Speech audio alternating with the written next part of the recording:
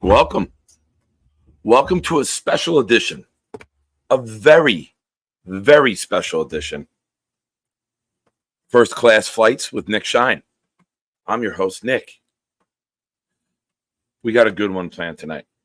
This is a bucket list type of show. I'm going to be joined in a little bit by Ryan from Jets Talk 24/7, talking Jets. You just saw him talking Jets. He's going to continue talking Jets here in a little bit with yours truly. I'm very excited about this episode. Been a big time, long time fan of Ryan. So we're going to be back. We'll say hello to all you distinguished, fine ladies and gentlemen.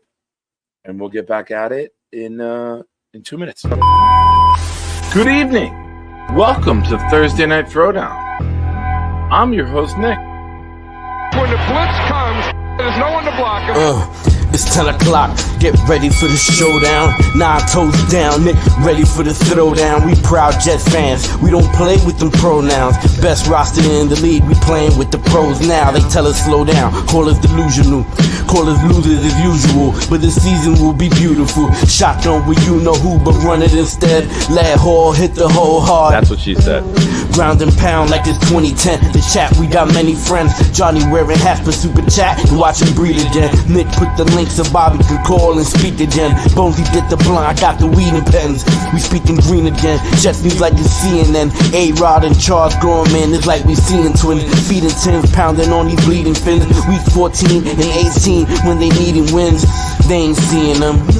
We run the ball and play defense. This is AFC hell where the teams repent. Ladies and gents, welcome to Met Life. This is Jet Life. We bleed green, this our best life. We just nice. Let's say what's up to everyone. Dark Soldier's here. Johnny's in the house. Bobby. Mr. Bonesy's out on the prowl. Na. Assist My Suicide is here. VR's here. Murdog and Alan. What's up, guys? So, what did we learn today, guys? What did we learn on this show? He can't be defeated. He can't be stopped. When the blitz comes, there's no one to block him.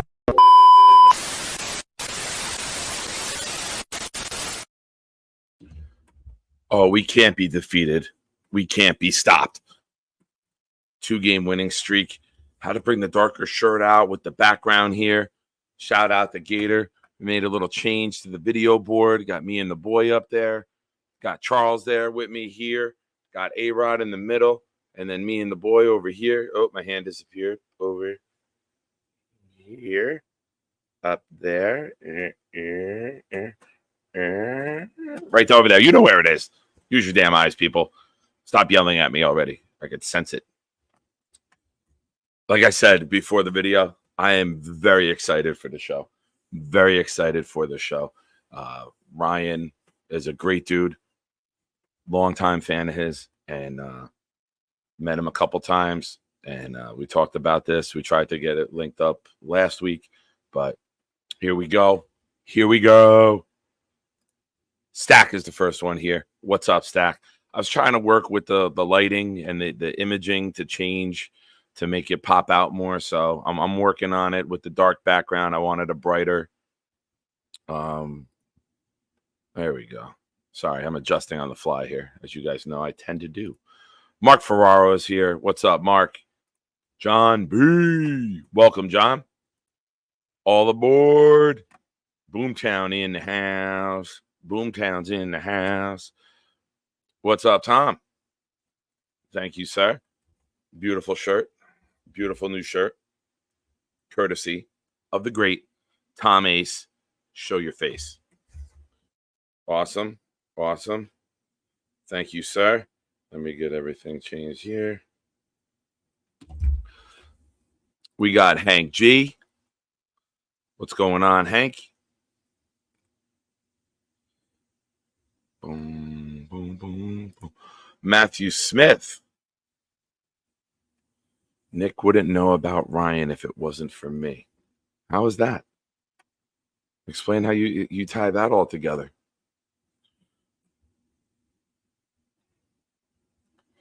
Boom, boom, boom, boom. Oh, that's right. Oh, yeah, you're over here. You're over here. Give me a second. I'm running very late tonight. Let me.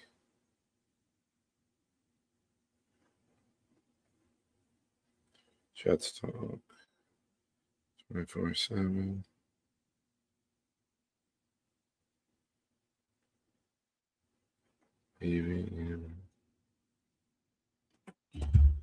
All right. Sorry. Last minute promotion. Had to tweet it out. If you're on Twitter, you saw my tweet. Share it. Wild Waves here. Curly Norman's here. Michael Stipik is here. Gator, you're the man. I only look sexy because of the things that you're able to do on a computer. You're the man. Thank you. Appreciate all your work, sir. Addison's in the house. Rick Ken is here. Nate is here. Yeah, we tried to get together with Ryan last week, and he had to reschedule, so we pushed it back to this week.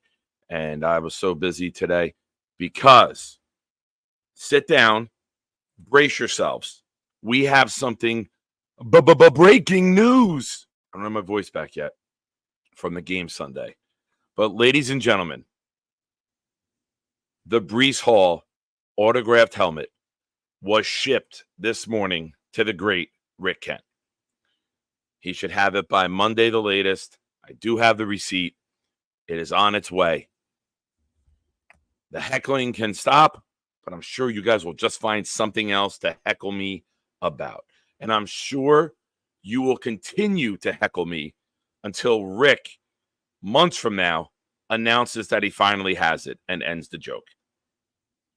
But Rick, it is on its way. Hawk is here. Happy belated birthday to my dear friend Hawk. Hawk, I bust your balls. I make you the butt of many jokes, but not a butt joke. I do appreciate you, your friendship, you're a loyal viewer. More importantly, you're a loyal friend, and I love you, buddy. I hope yesterday was the best, and I promised I wouldn't let everyone know that we actually like one another. You hate me, but I actually really like you, Hawk, and you're a good dude, and I hope this is the happiest and best year of your life. I truly do. Now, when you pick on me in the chat, you look like an asshole. What up, Mr. Bonesy? Ladies and gentlemen, Queen effing Leanie is here. Good evening to you, Queenie. As she wishes a good evening to all the shiners. And if you're asking what a shiner is, it's the membership here on the channel. What you can do, join, gift. If you get gifted, follow the instructions on the bottom of the screen. Join the Discord group as one of your main perks.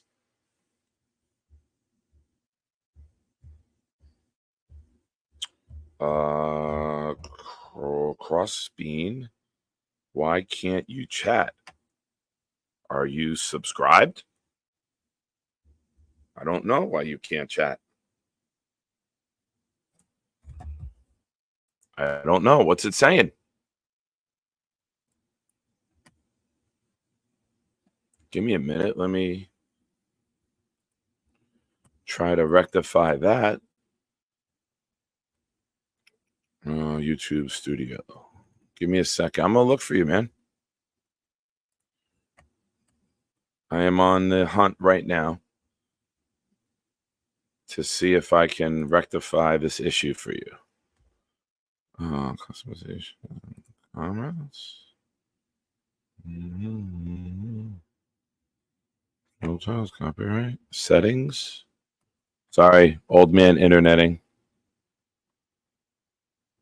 Moderators.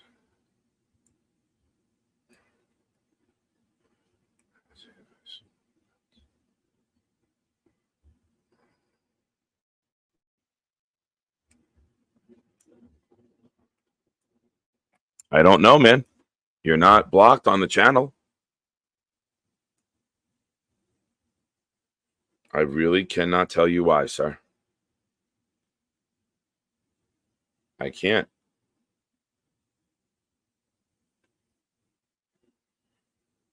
All right. Old man interneting. Hold on. Old man interneting.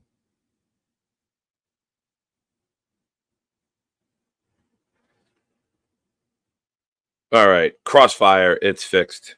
I'm reading your name in Discord because you're messaging me in Discord, but I'm glad that it worked out. I'm glad that you're back. And yes, tonight we got a big fish. We got a whale. We got one of the Mount Rushmore of Jets content. Oh. Oh, ladies and gentlemen, we got a super chat. First, we have for the first 6-month member, the first 6-month shiner, Knob Deep. You said rectify. I did. And ladies and gentlemen, we have a super chat coming in from Vermont's living legend, Bobby Midnight. Hi, Nick, my friend. I love you. I am tired now. I am giving this to you. Bobby, thank you. You're a great man. You're a great friend. I'm sorry I didn't set my stream up to the last minute. I was out of the house the whole day. And I came in, ran the house meeting, flew downstairs, set it up a little bit before we started. I'm sorry. I saw that you were on live. I apologize. And you know what? Let's do this before Ryan gets here. Let's get over here. I'm in a tremendous mood today. I am. I wasn't earlier. I'll be honest with you guys. Some crazy stuff was going on earlier in the day. And I talked to my friend, and she told me, as you get closer to your show, you'll be happier. She's like, you always are. And she's right. She's always right. That's why I love her.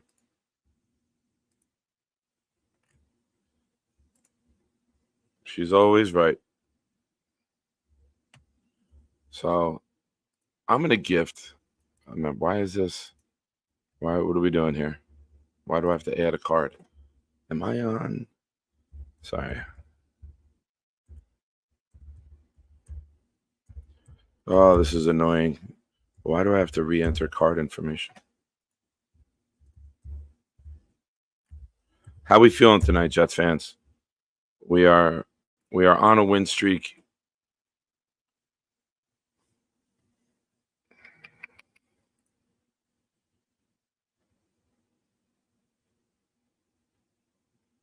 There we go. Why did I have to re-enter the card? That was stupid.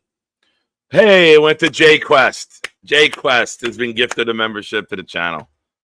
Welcome back, J Quest, you dirty dog, you.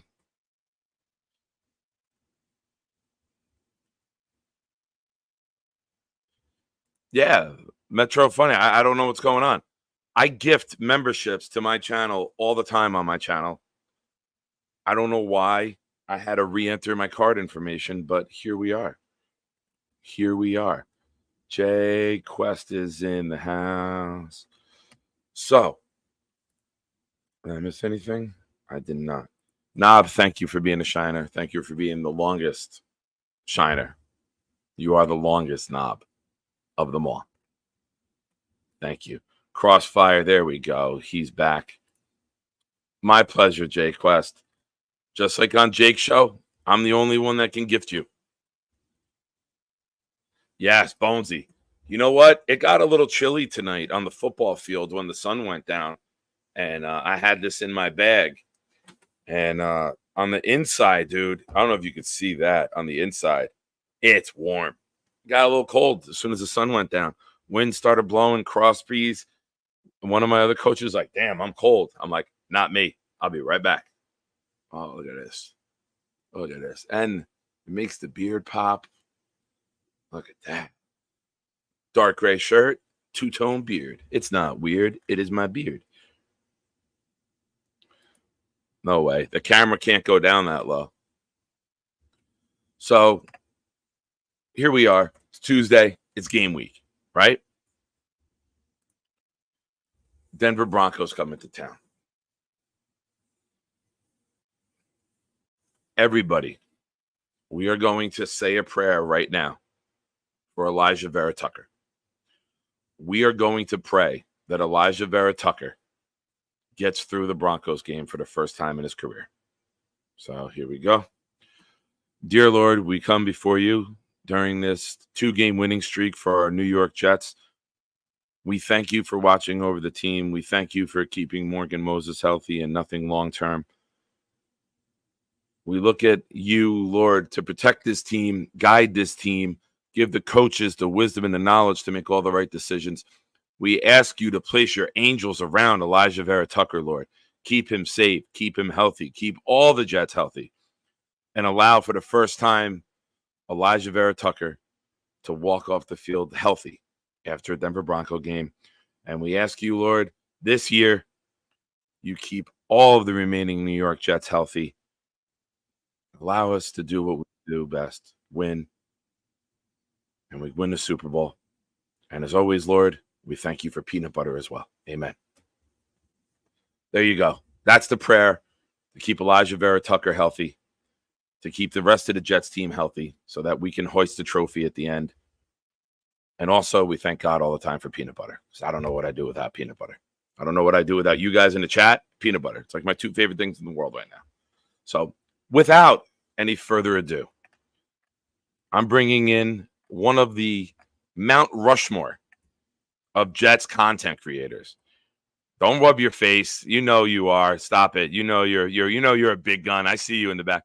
Ladies and gentlemen, it is my honor and my privilege to have on the channel for the first time Ryan from Jets Talk 24/7. My man. What's good, dude? How are you, buddy? It? Dude, I'm feeling good. I'm ready to talk a little Jets. A lot of drama going on in the Jets world. Excited to be here. Thank you for having me on. No worries, man. Thank you. It's like I said, man, it's an absolute pleasure to have you here. How you feeling, man? How you feeling with the 2-game win streak?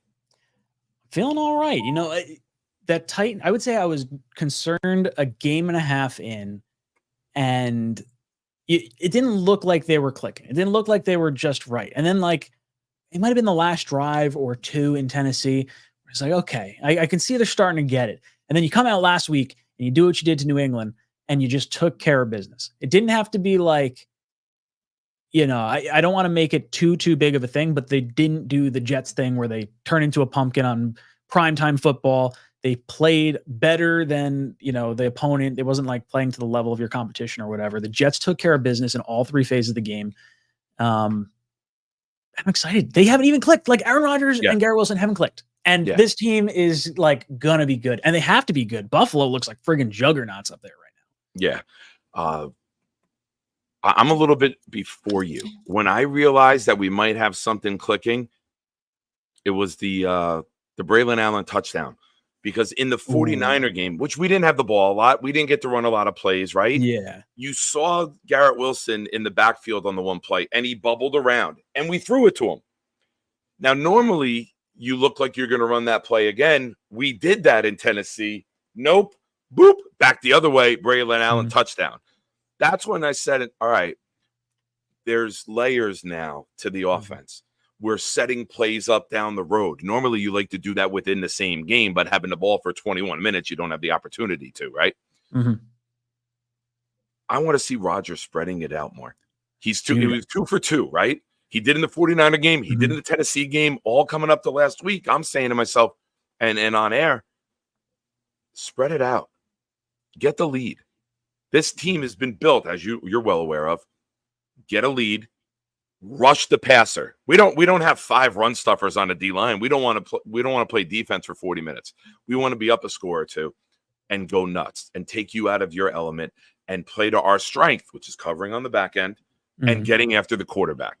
And I don't know if you're aware of this, but they're already taking measurements for Will McDonald's head in the cornrows for the Hall of Fame. I breaking news came in a few minutes ago. So he's on pace for what? 35 sacks or something stupid like that. 5 sacks through 3 games. We've sucked so much. We're going to ride the wave. We're going to do the average. It's like opening day many years ago in the early 90s. Ken Griffey Jr. hit 2 home runs. And I'll never forget my dad telling me he was on pace for like 328 home runs. And I was like, that's incredible. That would be a new record. But that always sticks with me. And he's doing what we need him to do, right? You know, my favorite play from the other night doesn't show up in a stat sheet. They ran a play action. It was blind. He turns to throw it, Brissett, and he gets drilled by Will McDonald. And we had an outing last week at the game, and I turned to the guys I was with. I was like, that's huge. He's not, but Clemens bites down. The quarterback will be wide open. He hits it to the flat. Will's like, my job's to hit the quarterback. I'm going to go hit the quarterback. Tell me your thoughts on McDonald and this explosion that we've seen in year 2 from him. So I'm very happy with where we're at with Will McDonald, because I'll be honest, at the time, I didn't like the pick. We just got Aaron Rodgers. You know, we had a bunch of pass rushers. I felt, hey, I want to go all in for Super Bowl this year. And Joe Douglas said it best. He's like, hey, today's luxuries could be tomorrow's treasures or whatever. I think it was the terminology. And spot on. You know, look ahead. Aaron Rodgers gets hurt. You wind up losing Huff. You lose JFM. You lose JJ. You know, and now Will McDonald's really starting to come on. And I'll be honest, he looked like he was taken out of the game entirely in week 1. Week 2, he showed up on the stat sheet, but I don't think the tape was impressive. I thought he was definitely, I think it was more wow from the stats than it was on the tape. And then last week, he looked good. He just flat out balled out when we needed him most. JJ's down. This is a crunch time pressure situation, prime time lights. I think this kid really has turned a corner in just these 3 weeks. It's been incredible to watch. I do want to see him against better offensive tackles, though. I do think there's, you know, that, you know, you can only play who's in front of you, but I'm impressed. I'm very happy with where we were, because I did not want him as a draft pick initially. Yeah. And shout out to Crossfire, who's a shiner for 5 months, saying Nick and Ryan together. Holy shit, today is a great day. Hell yeah. What's up, Crossfire? Support, sir. Thank you for your support, and thank you everyone in the chat. Make sure you like the stream. While we have Ryan on, you know, super chats cut the line. You got a question, you got a comment, throw it in there. And yeah, let's get to it. So I know you guys have your event this Sunday. How excited are you to get together with everyone? I was there with you I was with you guys last year in the parking lot for the Charger game, and we didn't get. You were with us on draft night. I was with you at draft night. The infamous belly bump heard around the world. Some communities are still recovering from the aftershocks. Rumor has it. I'm sorry, but you know, it had to be done. But dude, tell me how much you're looking forward to this Sunday, getting together with everyone again, and watching a blowout win, in my opinion. I think it's going to be 2 weeks in a row. We don't give up a touchdown. I'm going 30-6. I think it is a shellacking from beginning to end again. I think Rodgers is going to come out and impose his will on Denver, because I think he wants to have Hackett's back. I think he circled that game last year. You know, remember that was he better mind his own business or something, whatever. Like Rodgers defended Hackett in that. Oh, keep my coach's name out of your mouth. Keep my coach's name out of your mouth, like that. Like, I think he's just going to friggin' take it out on the Broncos. I don't think it's going to be close. You know, we won, 24-3 this past week. So I think it's going to click more. I guess I had said 27-10 or something like that, but it's probably left a lot of points on the field too. We did not. We did. We missed a field goal before half. We had another drive. I thought that we shot ourselves in the foot. No, we went from like the 20-yard line to like the other 40, and then we got sacked. And then it was like Rodgers 33 yards on like, you know, 4th down. That was like a crazy drive. So yeah, there's a lot of points left out there. So I mean, 33 to 30 to like 40 is probably reasonable if like the Jets really pop off. Yeah. I do see it. I was at the game week 1, absolute blast. The atmosphere, there's a confidence right now. And I don't feel like I've ever had that confidence, like probably since like the Chad Pennington days. Like, I don't know if I really ever, I mean, there was probably a few years there with Sanchez, but like truly confident going in, like, we're going to kick the shit out of this team and I can't wait to watch it. Yeah.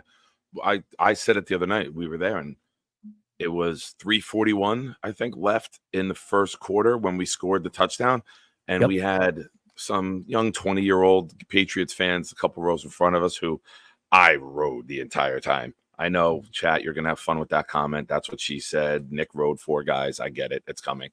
But I said to him, I was like, "Oh, it's 3:41. Great game. Thanks for coming. You can go home now. It's over." Like, I've never been that confident as a Jet fan where we got a 1 touchdown lead. And I was like, it's a wrap. I thought we would win 30-9 or 27-9. I said. There was a point in the game where I was like, I overestimated you guys. You're not getting 9. So it was enjoyable. And my line, which you can use, you have a much bigger platform than me. We turned the Patriots fans into us. They were miserable. They had no hope. They couldn't score. Their biggest plays were penalties that we committed. Like, it was dreadful. You didn't want to be there. You regret that you spent your money. Couldn't wait to go home. You know, you're getting ridiculed by everyone that you know for the performance. We turned them into us. And that was so much fun to be a part of. I'm so glad. The last bit of that game when Drake May went in, I was like, I don't want him to score his first touchdown against the Jets. Like, I want the Jets to sack his ass so bad. And I think we got like 2 sacks on him on that final drive. We did. I feel like we did, because YouTube had 24 highlight plays from the game that I saw the other day, where YouTube TV had it, and they put 24 plays, and it was down to the last 2 plays. I'm like, it's 24-3. What could that be? And it was the 2 sacks on the last drive against May. Dude. So, good. Get to the quarterback. We look really good. So I think we're gonna be super pumped on the game. I think it's gonna be good. Hopefully we get good weather. I think I've got we've got like 100 people coming out. It's gonna be a good time. Nice. Plus people just showing up in the parking lot and whatnot. You were with Boy Green last week? I thought I heard that. Yeah. We did a little event together. Tailgate people Joe? were bouncing around. Yeah, we did Tailgate Joe when I didn't want to take it on myself with everybody coming in. 2 years ago for the Ravens opener, we did the hangar. And, and I was cooking at my tailgate, and, Green Bean, Jeremy, Buffalo Jet fan, Gunny, everyone was coming in, and I'm on the grill, and I hated my life in the parking lot because I'm on the grill trying to feed everybody instead of, socializing. So I was like, you know what? If we got this many people coming, I don't want to be on the grill for 3.5 hours. 100%. And I reached out to Joe. He had Tyson doing his event. He's like, I can't promote it. I already got Tyson. I go, I don't need you to promote. I just need you to take us on. He's like, no problem. So we set up exactly where you guys were last year, right by the E26 pole. Yep. We were a little bit away from the craziness of the young unlimited alcohol cruise, but it was. I thought everyone had a good time. The feedback's been tremendous, and I'm looking forward to doing another one. Dude, I'm so excited for this season because it feels like, I don't know, it just feels like a different season, right? Like all the excitement that we had for week 1 of last year, we can finally see the product on the field, and it gets the fans excited. The tailgates are just better. I was sitting with, or I was tailgating with Tailgate Joe, or not Tailgate Joe. What the hell is his name? Joe Blewett. Blewett and I were hanging out like over in J3. That was a good time. Jake was doing something with the jersey burn, I think in L5. I didn't get over there. I saw him earlier. We actually drove him to the stadium. We were at the because you guys were at Fireman Ed's birthday, Fireman right? Ed's thing. Nice. And he's like, yo, can I bum a ride with you? I was like, yeah, dude, hop in back. We cruised over to the stadium. Awesome. Where are your seats? Do you have season tickets? Like, no, I don't have season tickets. So I originally bought tickets to sit like right in front of Joe, right with Joe Blewett. But he has season tickets. And then my work was like, hey, we've got coaches club tickets on like the 50-yard line. You want to go? I was like, sorry, Joe. I was like, the boys going to the 50-yard line. And I got to have unlimited food in the coaches club.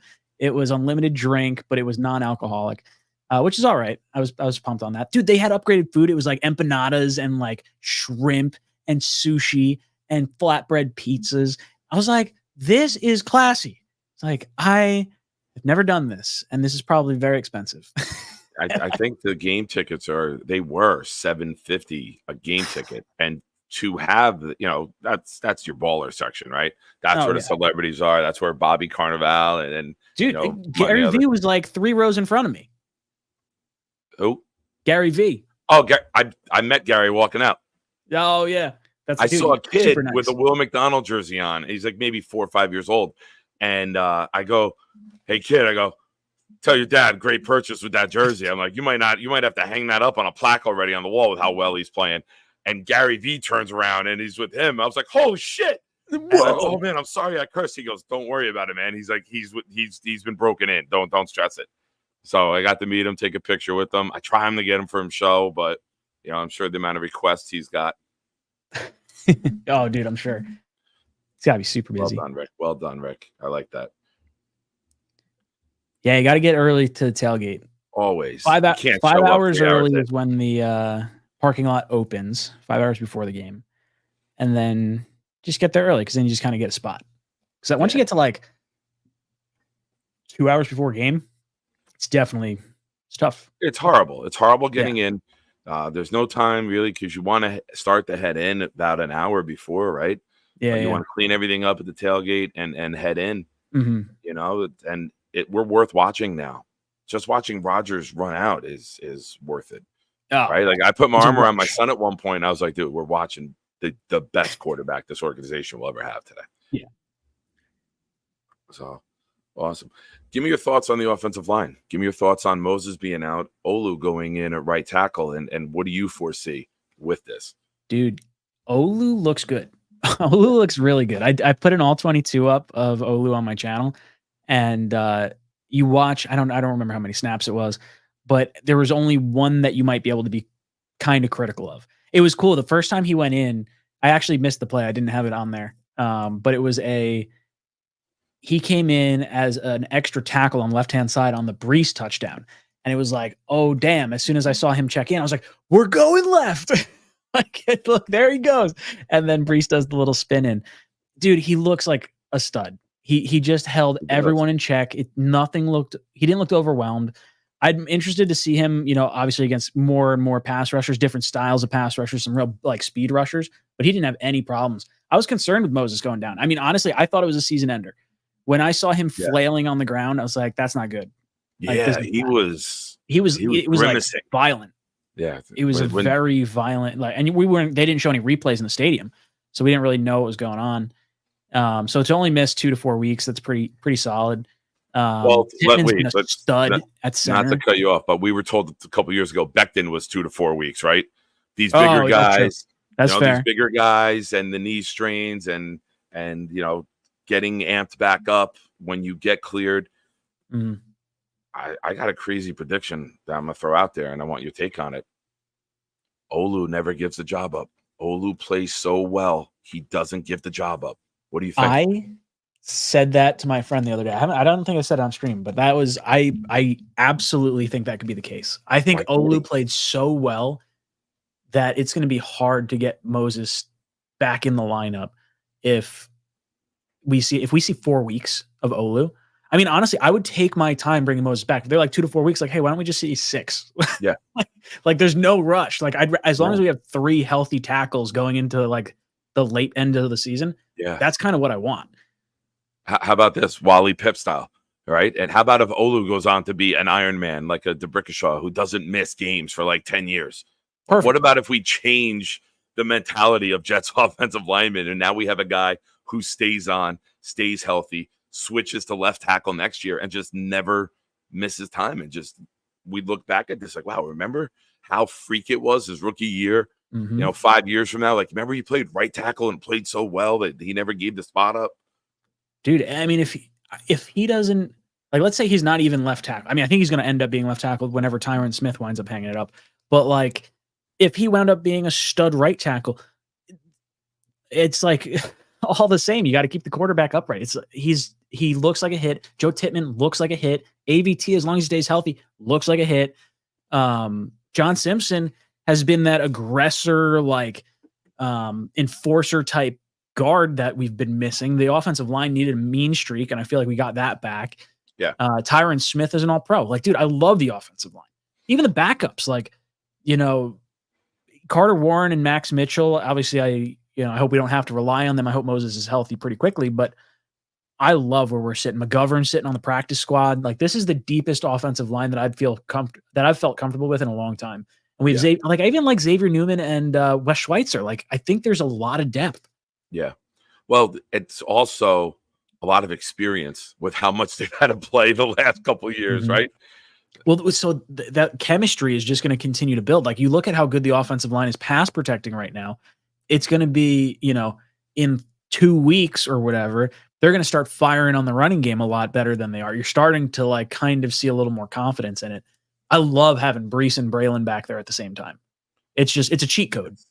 It is.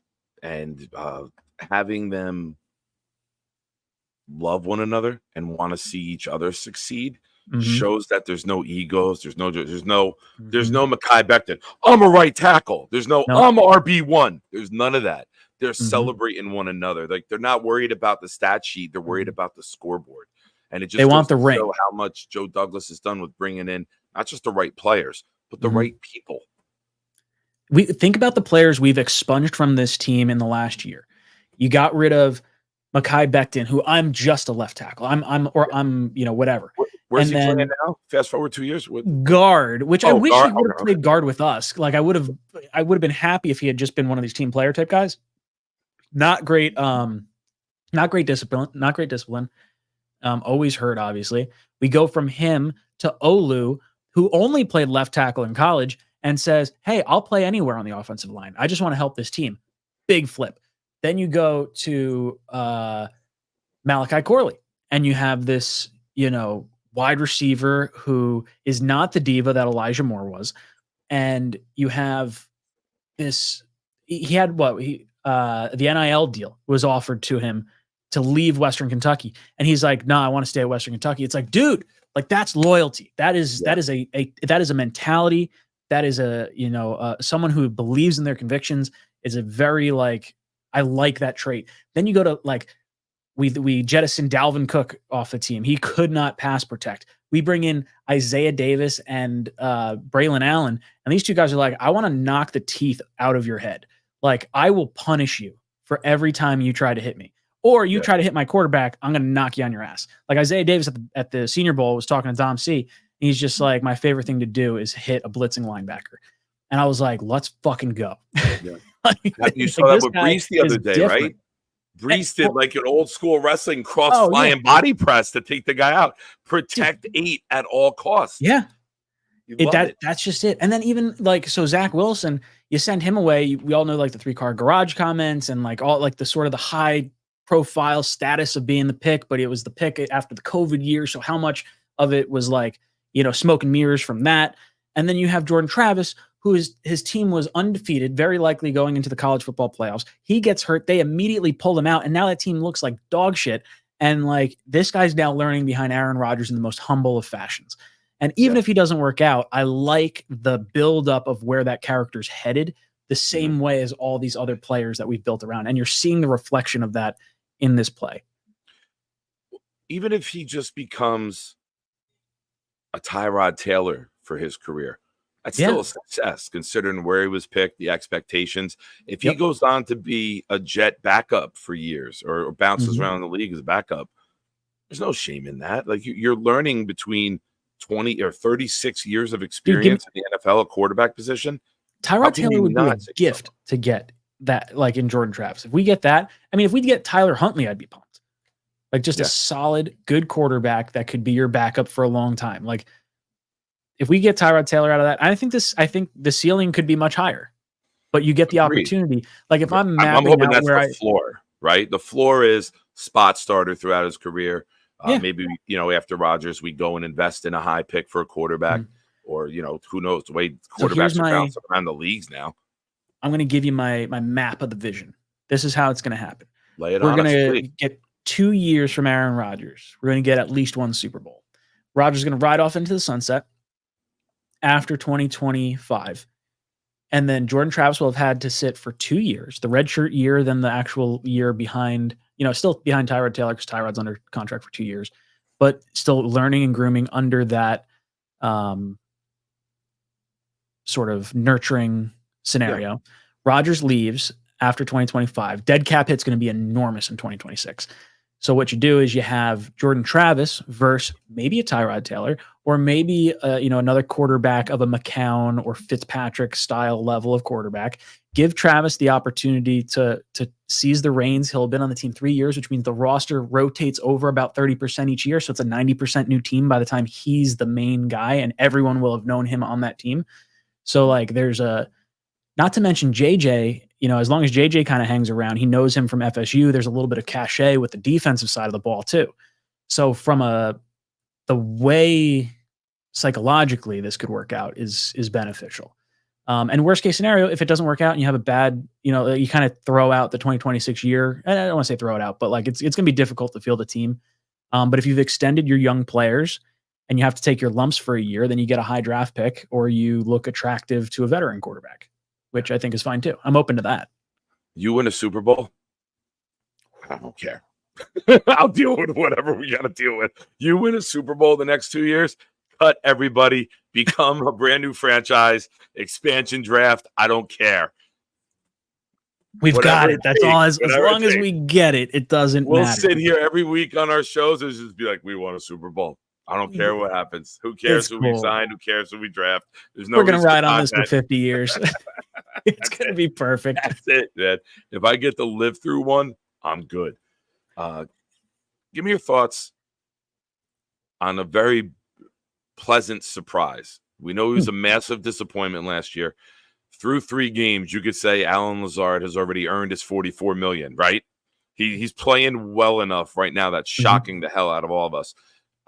Nobody roasted Alan Lazard more than I did. I had to raise my hand Friday night and say, so far after 3 games, I'm wrong. Tell me your thoughts on him and where you were going into the season on him and where you are now and what we're seeing, because this does not look like the same guy. It looks like somebody superimposed himself. You can tell the mental connection that Rodgers and Lazard have. There's just an intuitive knowledge of where someone's going to be.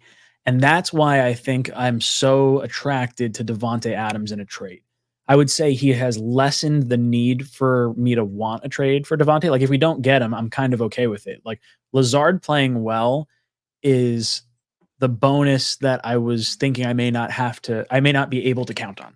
I was thinking, okay, we've got the 2 running backs for sure. Like this game's going to go through Brees, is going to go through Braylon. We've got Garrett, we've got Mike Williams, we've got Conklin. And then the next few targets, you're looking at Ruckert, you're looking at Lazard, but Lazard having the connection with Rodgers now, it's such a bonus player that I think a lot of Jet fans had written off, because I don't think you're alone in that. I'm definitely, I knew he was going to be here, so I was like, okay, I'm going to root for him, but I'm not expecting much. I'm just thinking he's not going to be more part of the game plan as frequently. And 3 touchdowns. I was pure evil. I was 100% evil to Alan Lazard. Like I will admit, the chat will tell you, I was vicious, ferocious, borderline restraining order being filed. My takes on Alan Lazard, and I said, but I did say at that time, I'm honest. If he starts playing well, I'll be the first one to come on and admit I was wrong. Through 3 games, I'm wrong, and I love being wrong because I don't care about anyone's. I don't buy jerseys. I don't put anyone's name on. I care about the name on the front. I have all team paraphernalia. If you're on the Jets roster, I want you to do well. Were there questions? Yes. Did he give up on plays? Yes. Did he not care? Yes. Did Coach Saleh call him out? Saleh never calls any player out. He basically looked at his watch and said, we have this many hours, minutes, and seconds until we get out of this contract. Yep. Very un-Saleh-like. He's here for the next year. I think was the comment. It's like, like we all know it, but like, because that's when the guaranteed money is. It's like, I don't know. It was a funny comment at the time, but it's nice to see him turn around. Like, right? He's always got his guys back. Like if you looked at Lazard, you saw Greyhound because he threw him under the bus. He got ran over by the bus that day, and that you never see that. He might have 10 touchdowns this year. He's got 3 already. He's got 3 through 3. He's on pace for 17. Like I could definitely see 10. All right. More sacks from McDonald or more touchdowns from Lazard? Where are you going? Ooh, I think McDonald gets more sacks. Okay. Because I think McDonald Lazard gets anywhere near him. It's a freaking amazing season. Oh, it's going to be incredible. But I think it's going to be sort of close. I think McDonald's going to get you 12 to 15 sacks. I think that's That's definitely doable. And I think as long as we're playing with a lead, like he'll have the opportunities to do it. Lazard, it just feels like there's a connection there. Like Mike Williams might be more of the third fiddle than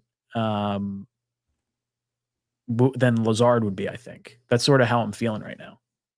And I did a new thing called How About This the other night. Came off the top of my head, just started. How about this? How about when Wilson and Rogers are fully in sync? How about this? How about when Mike Williams isn't on the pitch count anymore and him and Rogers get in sync? How about when Mike Williams gets to Alan Lazard's level and you're throwing him those quick passes because you're putting Wilson in the slot and now you got these two big, strong bodies on the outside. Hey, Denver, you want to shadow Surtain on Garrett Wilson? Well, guess what? We now have other guys that can carry the load. We can run Garrett off and open up the middle for Conklin. We could throw the quick passes to the other guys because you're afraid of Williams and Lazard getting downfield now. There's layers to it again, and you pick what you want to take away, and Rodgers will make you pay for it time and time again. Dude, you have Mike Williams, you have Lazard, you have Garrett in the slot, and then you have Braylon and Brees in the backfield next to him. Like, even if you could rotate, Conklin in place of Lazard or whatever, or, in place of a running back. But that lineup is just so difficult because you've got, running backs that can punish smaller DBs or safeties. Yeah. And they're faster than linebackers. They're just some of like the most mismatched players. And then Garrett's route running. Like, this offense is just so potent. And it's why we had so much hope last year, and it's only gotten better because the offensive line is significantly better. Yeah. I think the most surprising part of Lazard for me has been his agility.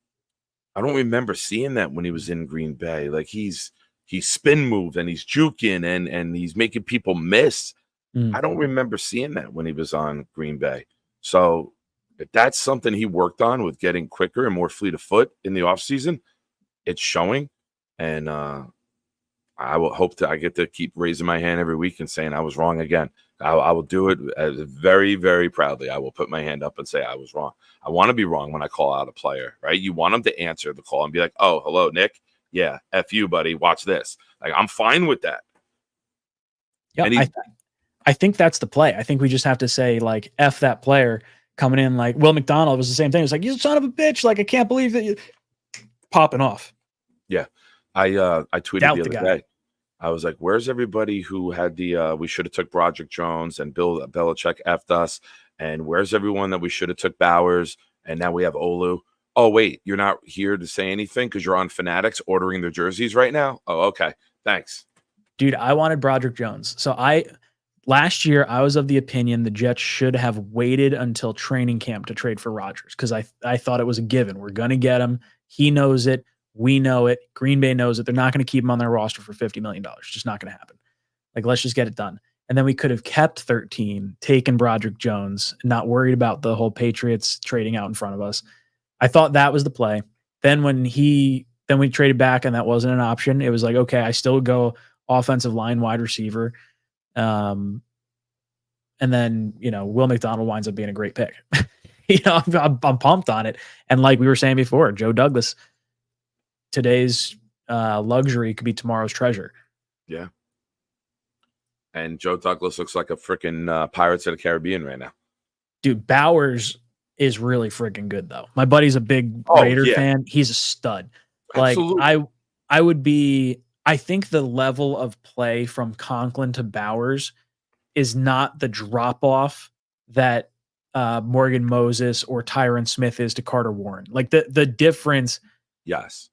But I think they would have gone wide receiver too. Like, I think if Neighbors or Odunze were there, I think those were the picks. I think that's why they were trying to trade up. Yeah, agree. So I was just surprised Bowers wasn't the selection, given the starting tackles were already there. Well, he looks like a genius right now. Dude, he looks like a stud. And Tippmann looks like a stud. Dude, all his top picks, they look good. They look really good. It's amazing what good quarterback play can do. Yeah, it does. Because Conklin is now showing if I get the ball on time, I can run after the catch, right? If it's placed in the right spot and you're not like sliding or contorting your body in these weird ways or having to sit in the zone instead of actually like run because the quarterback can make a decision.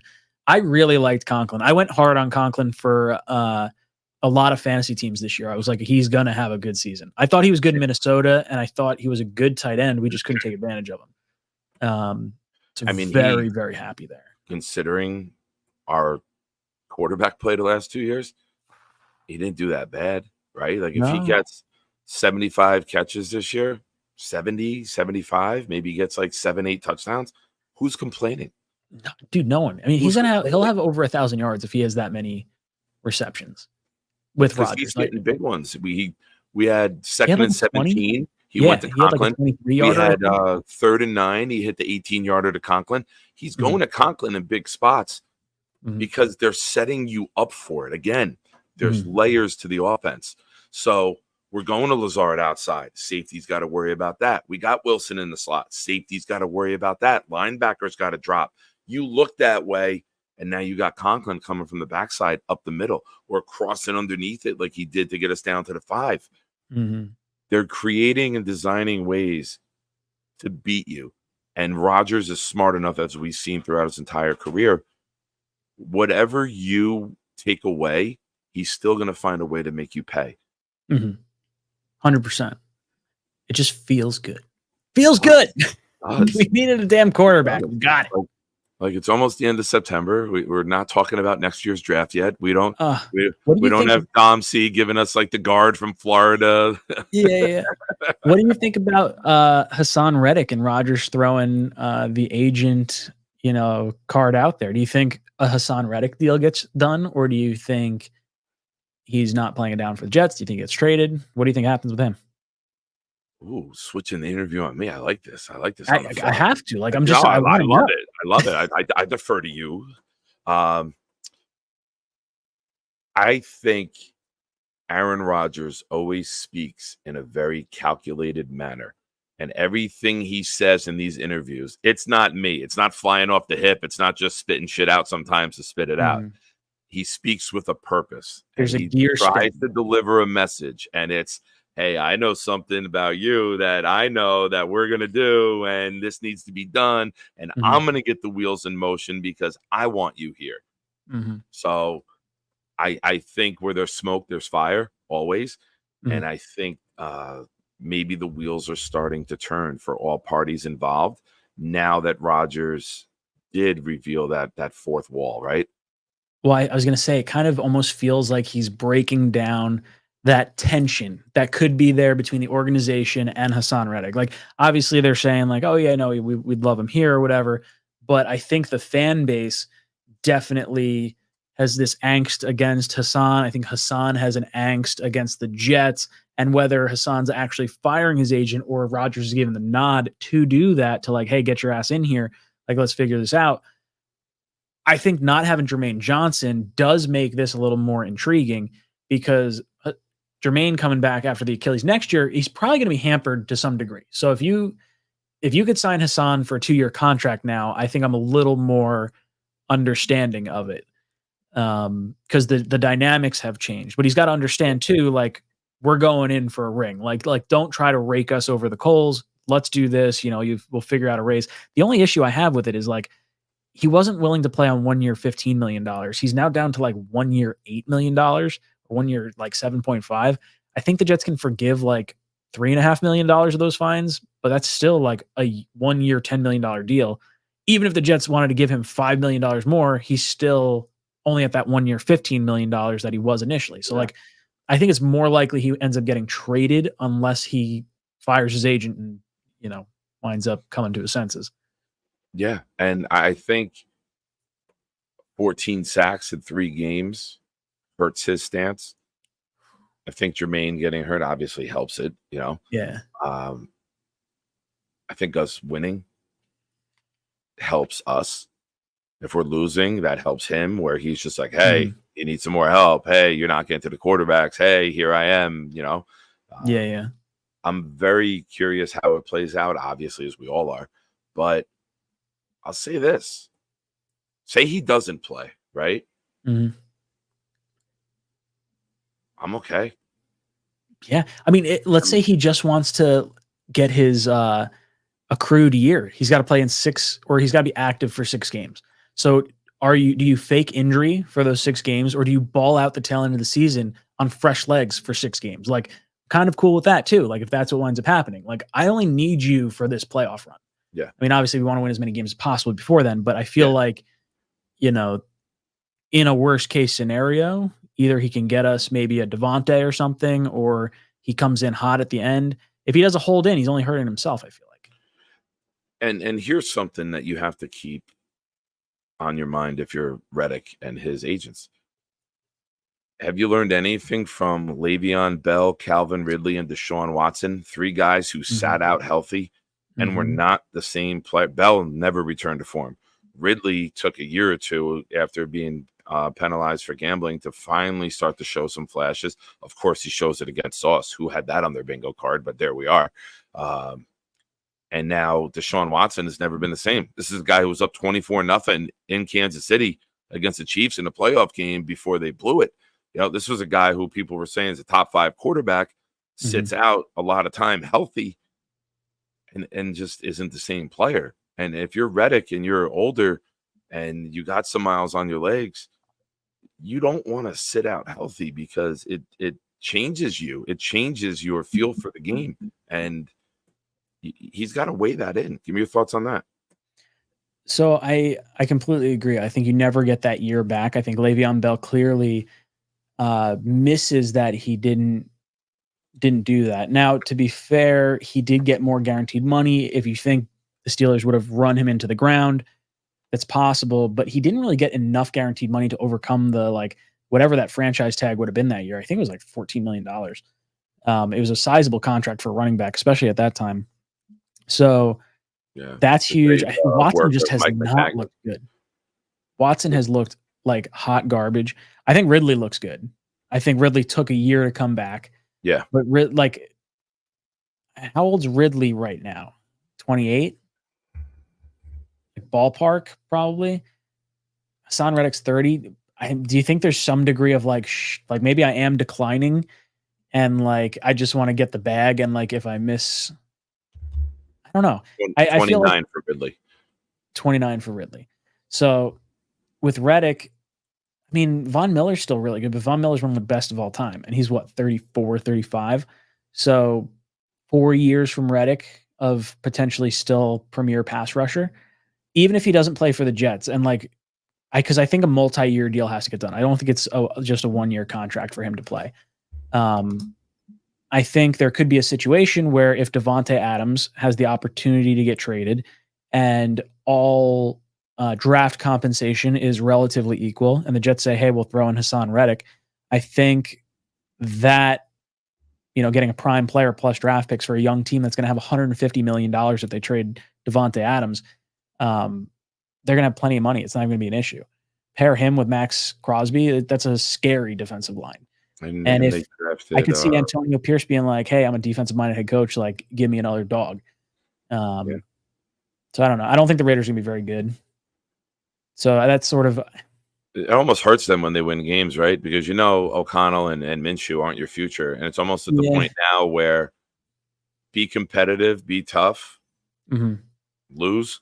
It's not bad. As long as you're not getting blown out by Andy Dalton-led teams and you lose everybody. But you're not going to have Devontae there long-term by the time you get good. It's crazy. Well, that's it. Devontae's already bent out of shape. He was pissed. He wanted them to go after Jaden Daniels or Penix, and they didn't get either one of those quarterbacks. So now he's just kind of sitting there with Minshew. It's like, all right, like, hey, you're wasting my time.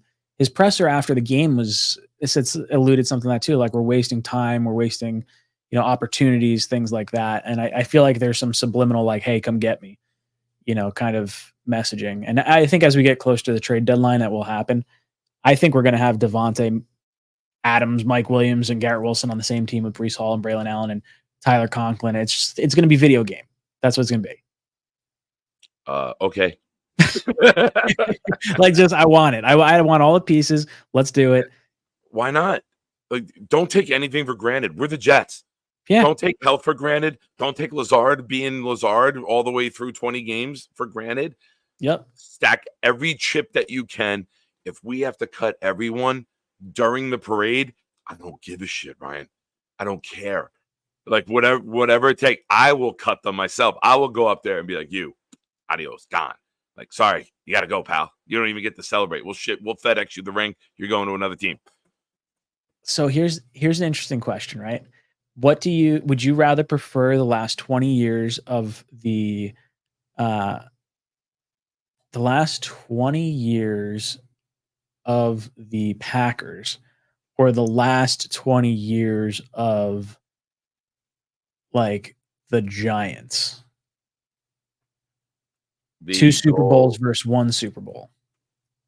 Relevance versus like not so much. I've had a similar discussion before.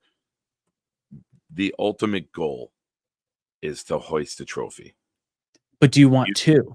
Yes. Are you like I want two? I would rather take the Packers and take the one trophy because we've seen so much garbage football. I'd rather be relevant for that long. It's a lot of heartbreak. You know, it is a lot of heartbreak. It's almost like, the roller coaster. Like you got some down years. I want to you win one. The ride is excitement. Like I think I would take obviously the Giants 2008? Whenever they beat the Patriots for the undefeated season, that was an incredible Super Bowl. I mean, honestly, both games were incredible. They're probably two of the best memories Giant fans have. You know, of their team. It would obviously be for us. I'm on record that when the Giants beat the Patriots when they were undefeated, it's the second greatest win in Jets history. Like we have to go to our games and deal with the Dolphins fans who talk about an undefeated season. If we would have to deal with the Patriots when undefeated season, I would have just done a swan dive off the upper deck and ended my life. Like there would be no reason to go on anymore. If every time you opened your mouth to a Patriots fan, they say we're the greatest team ever. We went undefeated. Thank you, New York Giants fans. I appreciate you. We need a Super Bowl in the worst way because I don't want to win the division. Buffalo looks like a fucking juggernaut right now. And that's going to be scary to see what they wind up being. Like, because what do we got? 3 weeks before we play them? I want to be clicking on all cylinders by that week. Like, I think you can kind of get by Denver. I think you can get, I don't know. I mean, even the Minnesota Vikings look pretty tough right now. They do. Like they smacked the Texans around. I still look at that game as it's Darnold against our defense and Rodgers. There's a lot of confidence. And I love Sam, but it's not CJ Stroud. It's I'll be very impressed if Sam Darnold pulls that off. Yeah. And the rest of the way out, every game but us. I hope he goes 16-1. Hope we see him again. Hope we play them twice this year, right? But perfect. I love that. I'll take that. I kind of want to see like a Detroit. I mean, it'd be nice if there was a team that everyone hated in the NFC and the Jets got in, because I would love to see the rallying like around the Jets of like people wanting to see the Jets win. Because I feel like it's gonna be very easy if like the Jets get in. Like obviously all the Jet fans are gonna be going bonkers, but I could see the national media, you know, if it's the Lions or something like that, it'll be like, oh, the Lions are sort of that, you know, downtrodden team or something. I like the Lions too. Like I would love to see that Super Bowl. Not that I would ever want to see this team make the Super Bowl, but we would be the biggest sweethearts of all time if we played the Cowboys. I was going to say that is the most hated team there is. And everyone would be like, oh, Rodgers gets to beat the Cowboys. Not that I would even want to deal with them being there. Yeah. Yeah. But all of the fan bases would rally and be cheering for us to beat the Cowboys to stop them, you know, but Jets versus Lions would be cool. Two teams that have been doormats, two teams that have been ridiculed, you know, two teams that have been laughed at and have been the butt of jokes, and they had their winless season, and we have all of our horror stories, right? Mm-hmm. I'll be honest with you, though. Give a shit who we play. Just get there. Yeah, look at us trying to dress up our Super Bowl opponent. I just want to like.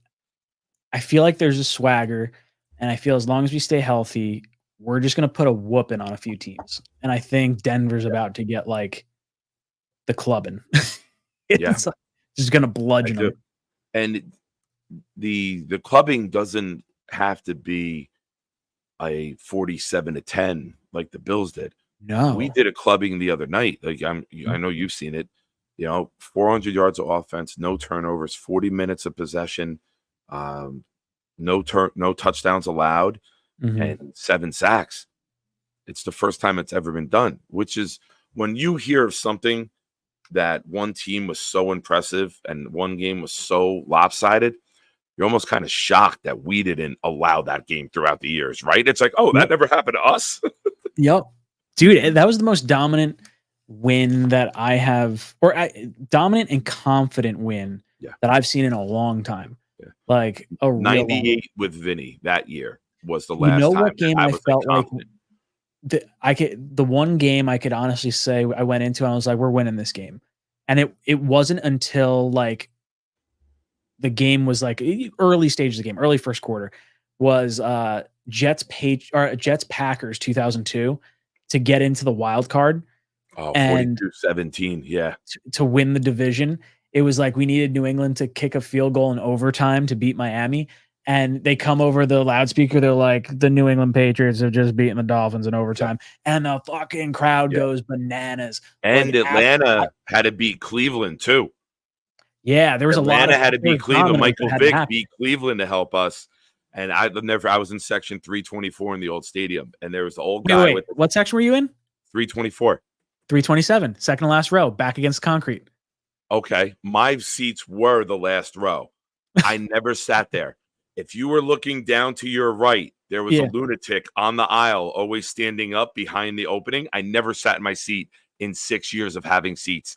I was always squatting on the aisle right there.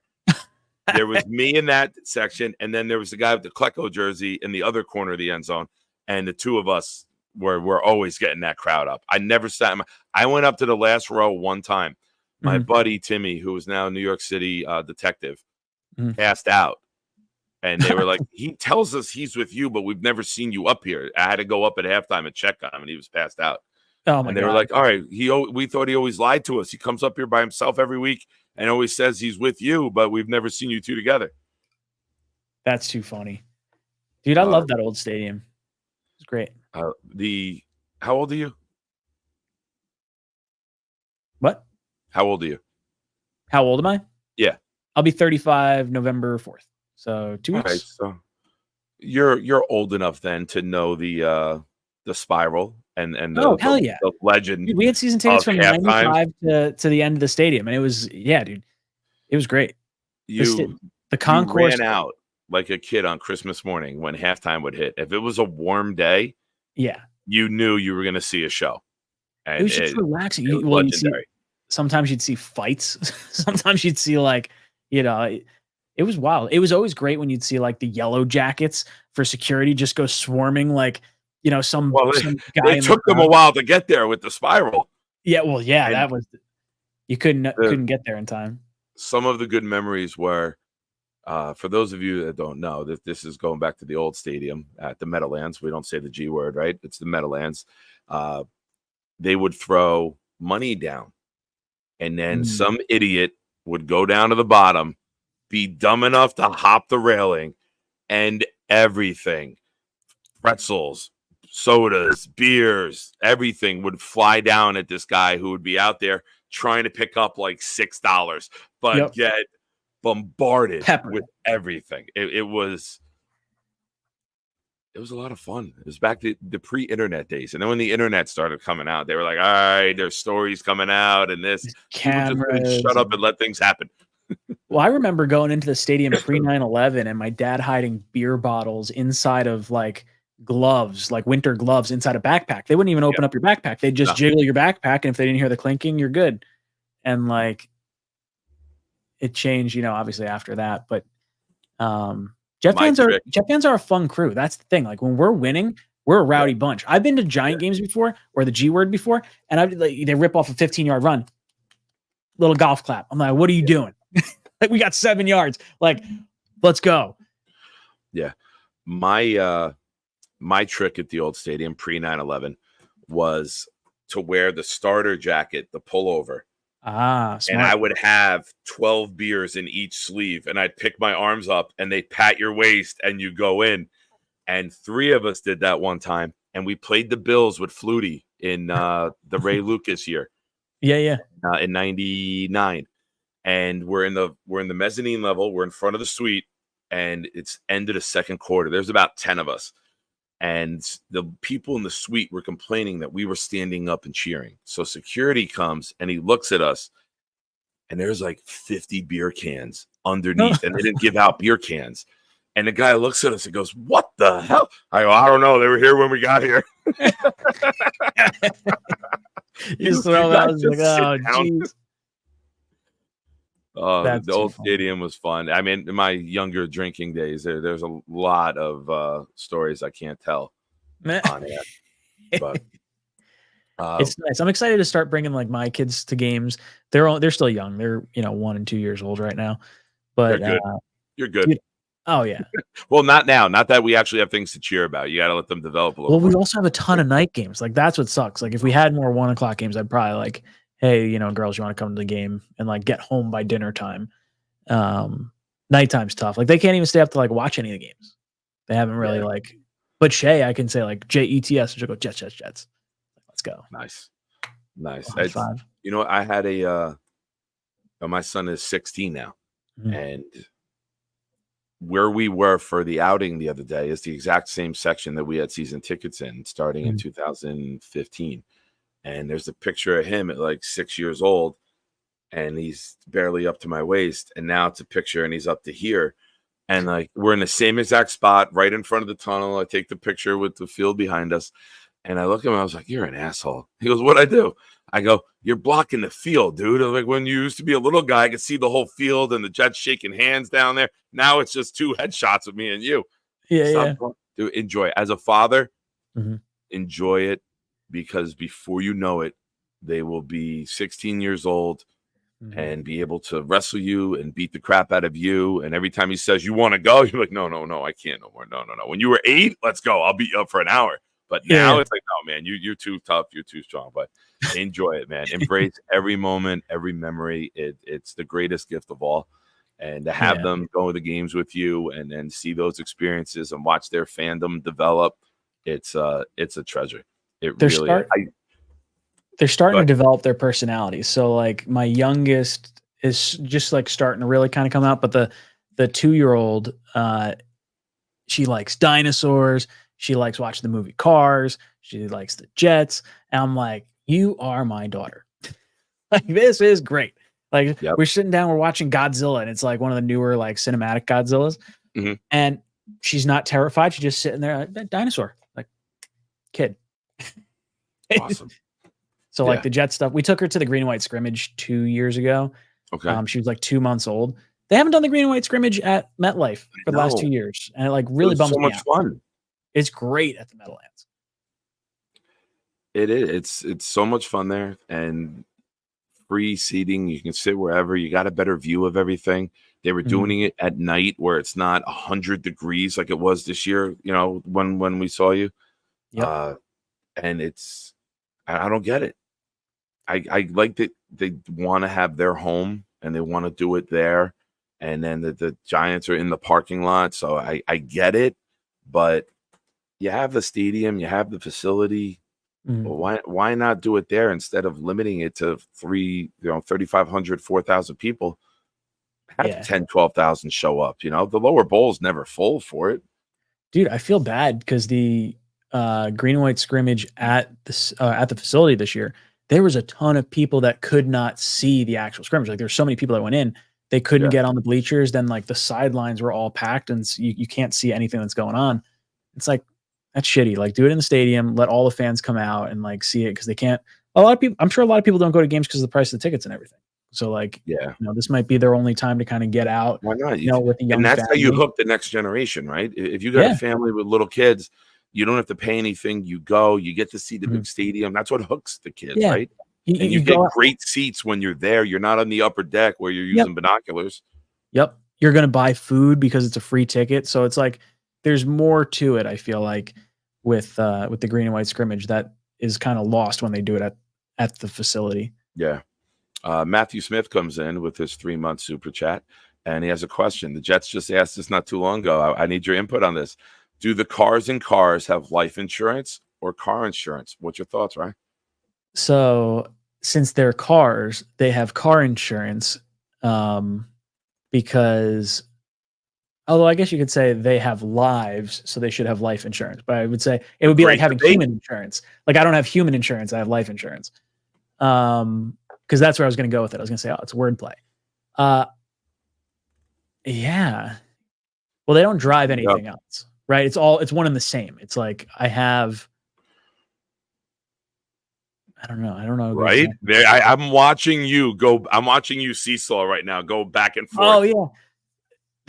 There's so much nuance to this because it's different than like, you don't like we drive in a car, they drive themselves. I would say car insurance because they're cars. Okay. And I have a life. Like I won't classify them as life. I'll classify them as cars. All right. I have a nuance that I'm going to add to this. Okay. I'm going to go, since they are created, I'm going to go life insurance by the people that create them in the CGI. Interesting. Okay. Because without that person, they die both ways. Have you ever seen the Pixar timeline? I have. I've seen. It's like it spans from. Where did it start?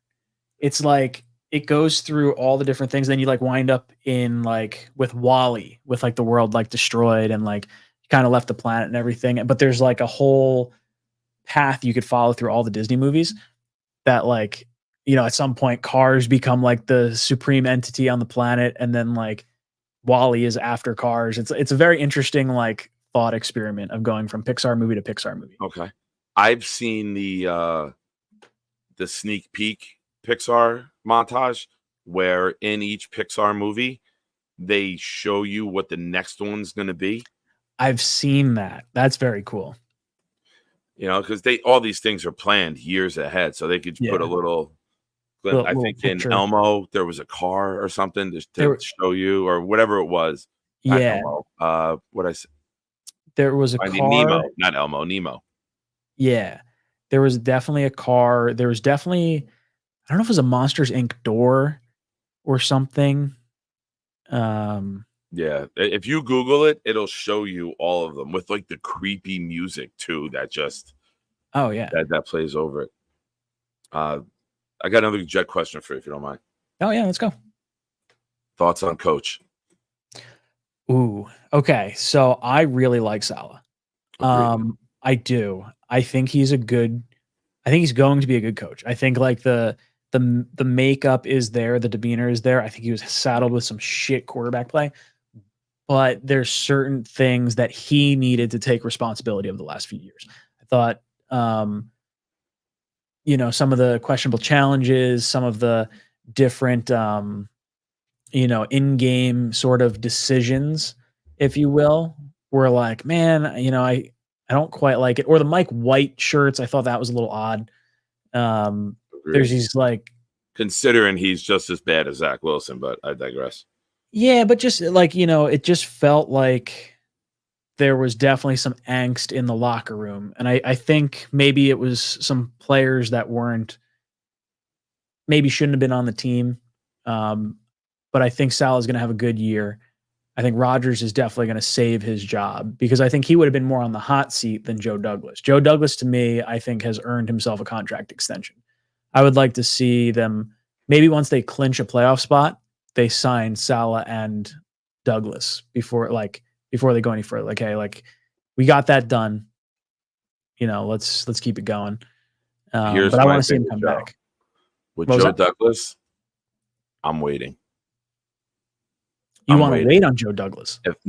If I am Joe Douglas, the Jets are going to want to do it, in my opinion, because we're going to have a tremendous year. Yeah. If I'm Joe Douglas, I wait. And when the confetti's falling, I go to Woody and be like, whatever I want. Double it. I want twice as much for twice as long. Look at it the other way, right?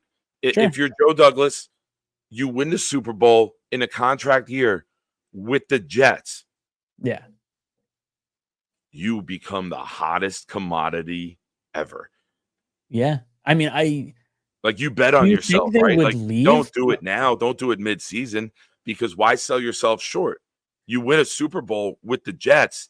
You're like Theo Epstein when he won with the Red Sox. Everybody is going to want you, because if you brought us to there, everyone's going to want a piece of that, and you'll be the highest paid GM either by us or if you hit the market, even probably higher.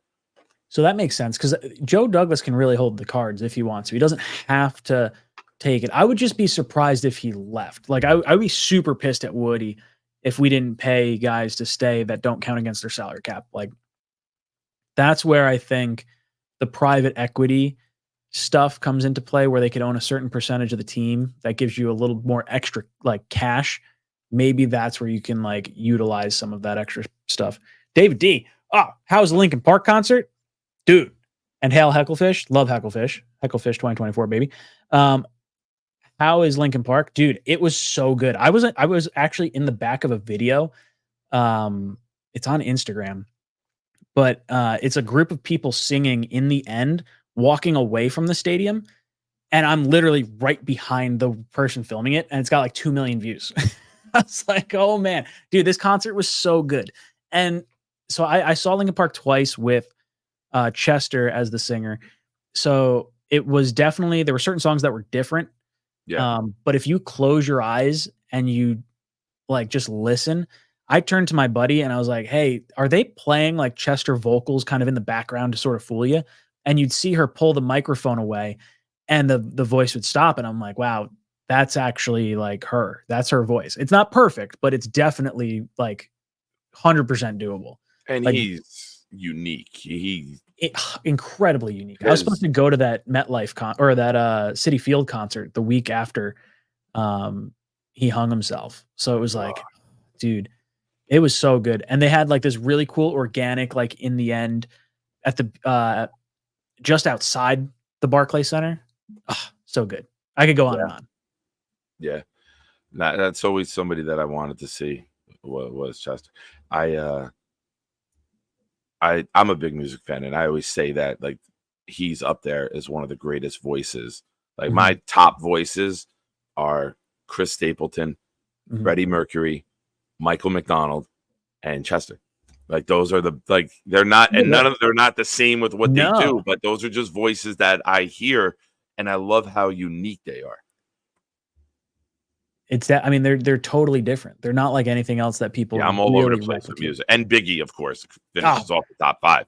Dude, we were talking about if you could see one halftime show, who would it be? And everyone's saying like, you know, popular artists that they like right now. I was like, if I could see one, it'd be cool as hell to see Biggie like just come out. I was at the Home and Home tour with Eminem and Linkin Park, or Eminem and Jay-Z. They had a killer lineup, but Jay-Z started rapping Juicy. 2010, right? They were at Yankee Stadium the night that the Jets played the Ravens on Monday Night Football in the first game. Dude, it was a great day. I drove down from Binghamton. I was like, I'm going to go to this concert. It was like B.O.B. and J. Cole opened, Beyonce, D12, 50 Cent. Like Kanye was there. He had just had the issue with Taylor Swift where he went up on stage. So it was the year later, and he was singing the song Blame It on the Assholes. God, who else was? Nicki Minaj was there. Dre. It was crazy. It was like an absolutely wild concert. But anyway, Jay-Z started singing Juicy. And he literally rapped the first line and the whole crowd just took over. It was so cool. In New York, there's nothing like the best possible in your scenario. And David, thank you for the support. Thank you for being a member and using your super chat. Very good segue into another topic with Ryan to get to know him a little more. Jets versus Rams, Super Bowl, halftime show, a rap battle between Biggie against Tupac, where 2 separate stages, Biggie's in front of the Jets end zone, Tupac's in front of the Rams end zone, and they just go back and forth. Find me a better show. Dude, that would be crazy. Talk about, East Coast, West Coast, and just like, do you remember they did the hologram of Tupac at Coachella in like 2012 or 13? Yeah. It was wild. Crazy. I don't know where that technology went. It just got mothballed. But like, imagine seeing a hologram version of like either artists who have passed or like collaborations with like let's say you like a rapper or an artist that has a song with another person and they just can't be there. Well, like, hey, for a certain amount of money, boom, this person can like AI hologram be there and sing. And now like the fans get to see it. And now this person that didn't have to be there gets the benefit of like some extra cash. It's just like selling your music rights. You could sell your persona rights and say, all right, deal, done. Absolutely. Yeah. I mean, how is it any different than, paying to sing a cover, of a band? All right. While we're on this topic, best halftime show you've ever seen? Ooh, Bruno Mars. I think he had a phenomenal. He's incredibly talented. His was really good. I don't remember what year was the Missy Elliott year. Was that like Katy Perry? Was that same year with the? I was still drinking. Those years blur together. Oh, dude, Missy Elliott was good, really though. good. We didn't realize. I don't think we knew she was coming out. And like me and all my buddies are sitting on like the couch just watching, and she comes out. We're like, oh shit! Start rapping all the lyrics. I'm really excited for Kendrick this year. He's gonna play. Yeah, dude. He's gonna play Not Like Us and just like stomp all over Drake, like on a national stage. I'm all about. Dude, that song is so good. That like reinvigorated rap for me. Okay. I gotta go. Prince, Purple Rain, In the Rain. That was in a good Miami one. In 06. The Rams. Was that the Peyton year? Rams. That was the Breeze against the Colts. Yep. And that was a really good Prince year. In the Rain. Dude, you go back and watch that. Incredible. I go back probably 4 or 5 times a year, and we'll just watch it. Like if I'm doing like chores around the house, I'm doing laundry, I'm folding stuff, I'll throw it on the TV on YouTube and just watch it. And then 2.5, 3 minutes in, I'm like, this, not doing anything anymore. I'm just watching it, like remembering such a tremendous moment. The Timberlake, Janet Jackson, like boob year. That was a great year. I missed it. I was on crutches and I was in the bathroom. I had broken my ankle and I was on crutches and I missed it. And I came out and everyone's like, you missed it. Her boob came out. There's no way. What are you talking about?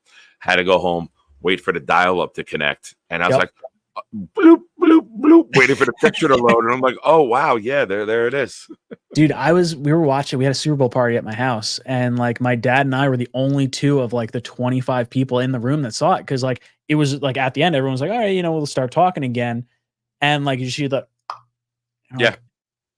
I was like, I'm pretty sure that was a boob. And there's a star there. And like whoever, and we're all looking around. Everyone turned into the Leonardo DiCaprio. Yeah, it's me. But we couldn't confirm it right then. You had to wait till you got on the internet on your computer tower at home, plugged into the wall. So that was actually right at the invention of TiVo. And I remember like hearing bloop, bloop, bloop. And the TiVo like servers all crashed because everyone reversed it at the same time. And like, I mean, I'm pretty sure that's what I was in middle school. I think I was in middle school at the time. That was a like crazy concert. There was a few that were really bad. Like I thought Black Eyed Peas was probably the worst one I've ever seen. That was terrible. Yeah. I don't like the older guys. Like I didn't like the Bruce Springsteen one. Yeah. Well, I like that they're getting more into like the Gen X generation and like sort of, older millennial generation of artists at this point. Although I usually tell people like, hey, if you don't like the halftime show, you're not the demographic. Like they're trying to attract people that may not be watching the halftime show generally. Yeah. So they come in and get more eyes on the, overall. I'll be honest with you. I hated the LA one. I thought there was too many with Eminem and Snoop and Dre. I thought there was too much and you couldn't appreciate anyone. Like I felt like it was 10 pounds of shit in a 5-pound bag, right? Like that old analogy. Like too forced. Like you couldn't appreciate. As soon as you started to get into one of the artists and appreciate them, they were done.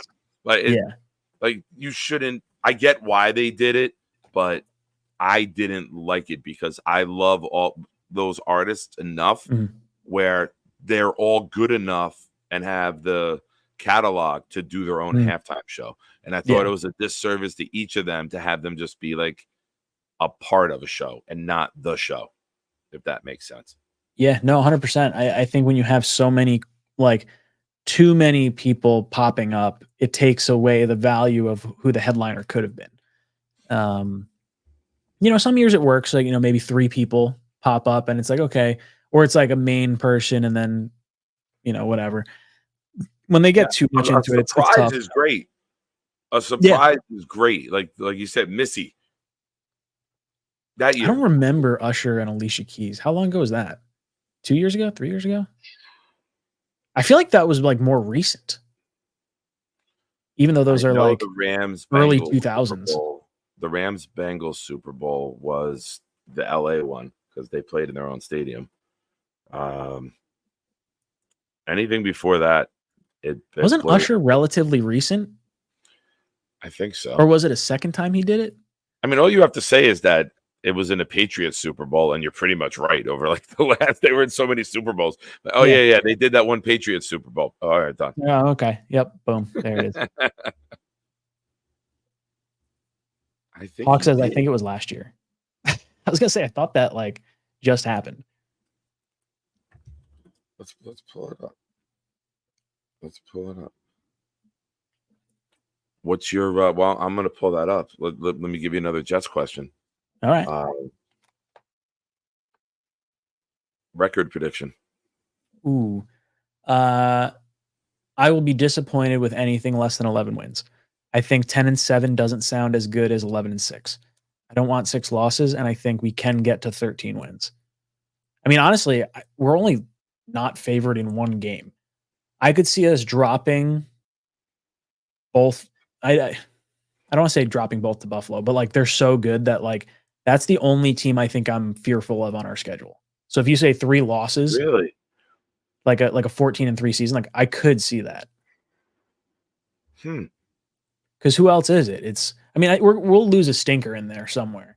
We'll lose to like the Steelers on Sunday Night Football or something like that. But I think 13-4 is attainable for sure. All right. Yeah, Usher was this year. Usher was this past year? Keys, Jermaine Dupri, Lil Jon, Ludacris. Did I not watch the halftime show? I don't. Before that was Rihanna when Rihanna was pregnant.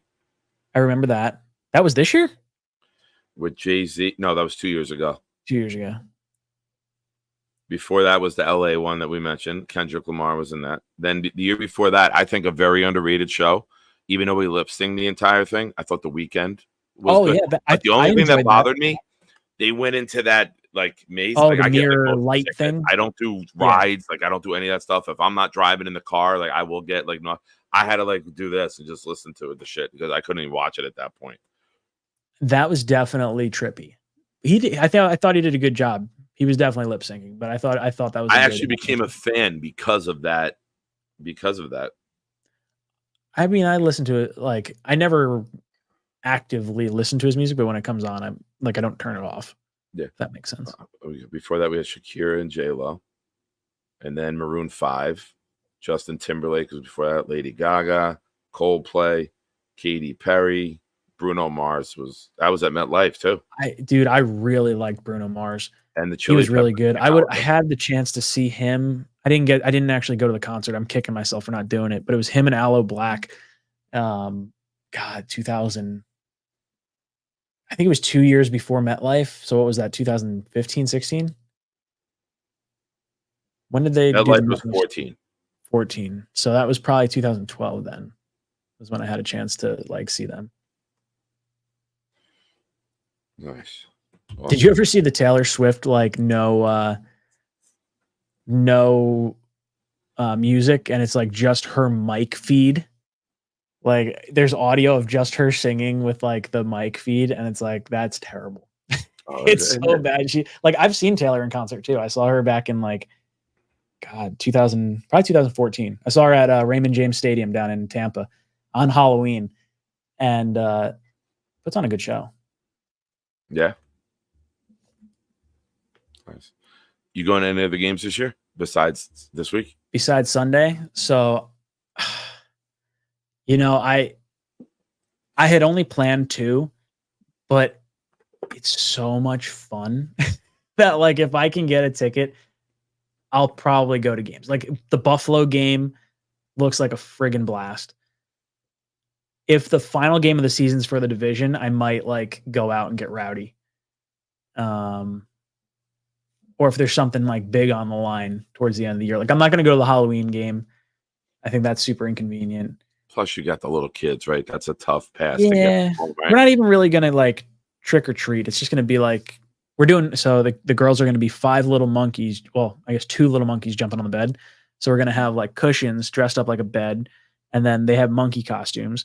My wife is going to be Mama Called the Doctor, and I'll be the doctor with the stethoscope. The doctor said. I take it this is a new like kids cartoon. No, dude, no more monkeys jumping on the bed. You've never heard that like nursery rhyme? Not nursery rhyme, but like little song. It's like go ahead. monkey jumped off and bumped his head. No more monkeys jumping on the bed. Okay, I've heard that. I just didn't link it together with it. Yeah, I thought yeah. it was, they always come out with new kid cartoons all the time. So I thought maybe that was the new. Oh, dude, I'm a big my kid's gonna watch. Well, I watch a lot of Bluey. Bluey's super cool, but I'm big into the old Nicktoons. So like Angry Beavers, Rocko's Modern Life. Angry Beavers, huh? Go ahead, chat. Have fun with that one. So good. It's ridiculous.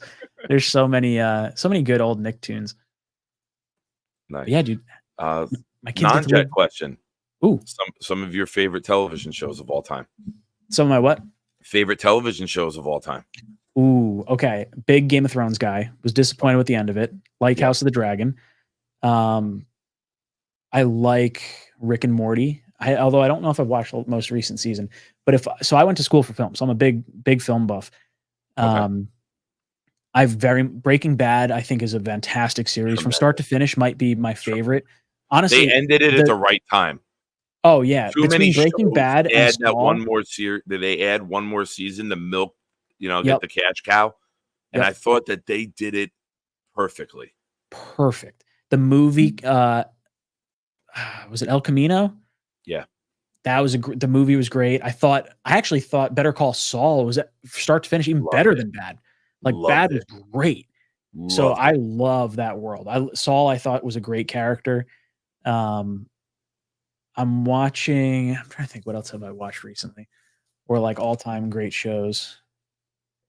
I'm a big zombie guy. Post apocalyptic stuff like World War Z, End of the World movies, Last of Us, Resident Evil, but Walking Dead. Walking Dead was a show that I just finished watching the entirety of Walking Dead, Fear the Walking Dead, and all the spin-off shows. So I've caught up through everything right now.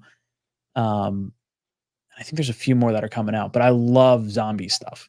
Like it's just very fun. I thought Pacific Rim was a great movie.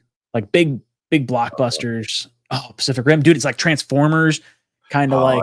The chat will make fun of me. They'll call me an old guy, but I really don't do sci-fi. Sci-fi. You don't do Alien or any of that stuff? No. Oh, dude. I mean, I know of it. I've seen it, but just Alien, Predator. I won't put it on if it's I mean, I know them. I remember watching them when I was younger, but I don't gravitate toward those.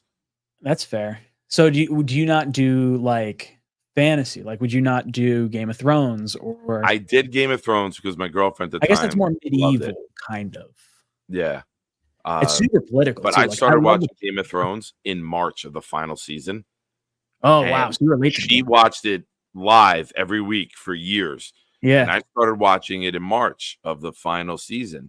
And I watched the second to last episode, and it ended 6 minutes before the finale. And she comes downstairs and she's like, "All right, get out. I'm gonna watch it."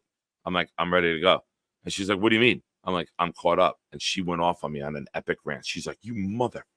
She's like, "I took 10 years out of my life and waited and had to hear that this season's being extended and this one there's delays." And she's like, "And you think you get to watch it in March and sit here with me tonight? Get the hell out of the basement. Go." And I was like, "Can I just please watch it with you?" She's like, "Oh yeah, but we're not talking. Don't talk to me. Don't look at me. Like, don't touch me." Yeah, dude, it was so good. It was. I enjoyed it when I have a midget obsession. Oh, dude, I loved hearing Instagram videos, midgets, all that. When I heard the first episode had a midget with an orgy, and I'm like, I'm in. That's all I needed. Selling point.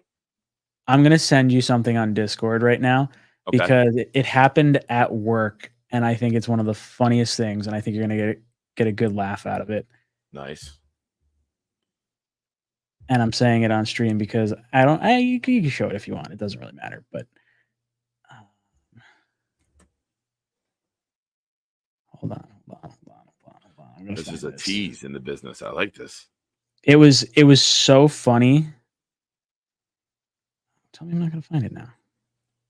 There we go. I got it. Kim, I see you in the chat. I sent you the link for the Discord group in your Twitter. So please. Oh, nice. Nice. They had him for a golf outing. I was like, this is absurd. Oh, nice. Hell yeah, we're putting that one up. No, yeah. Oh. Where do you work? Which place are you at? So I work for Crystal Springs. I run golf outings. Or not run, I sell golf outings. I used to run Black Bear Golf Club. So I ran I ran Black Bear and I ran Minerals for the last 6 years.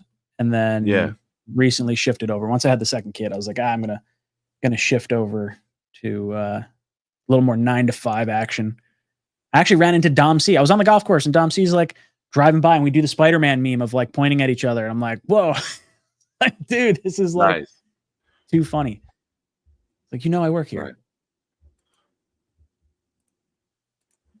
Here's the first one, a little Trump midget.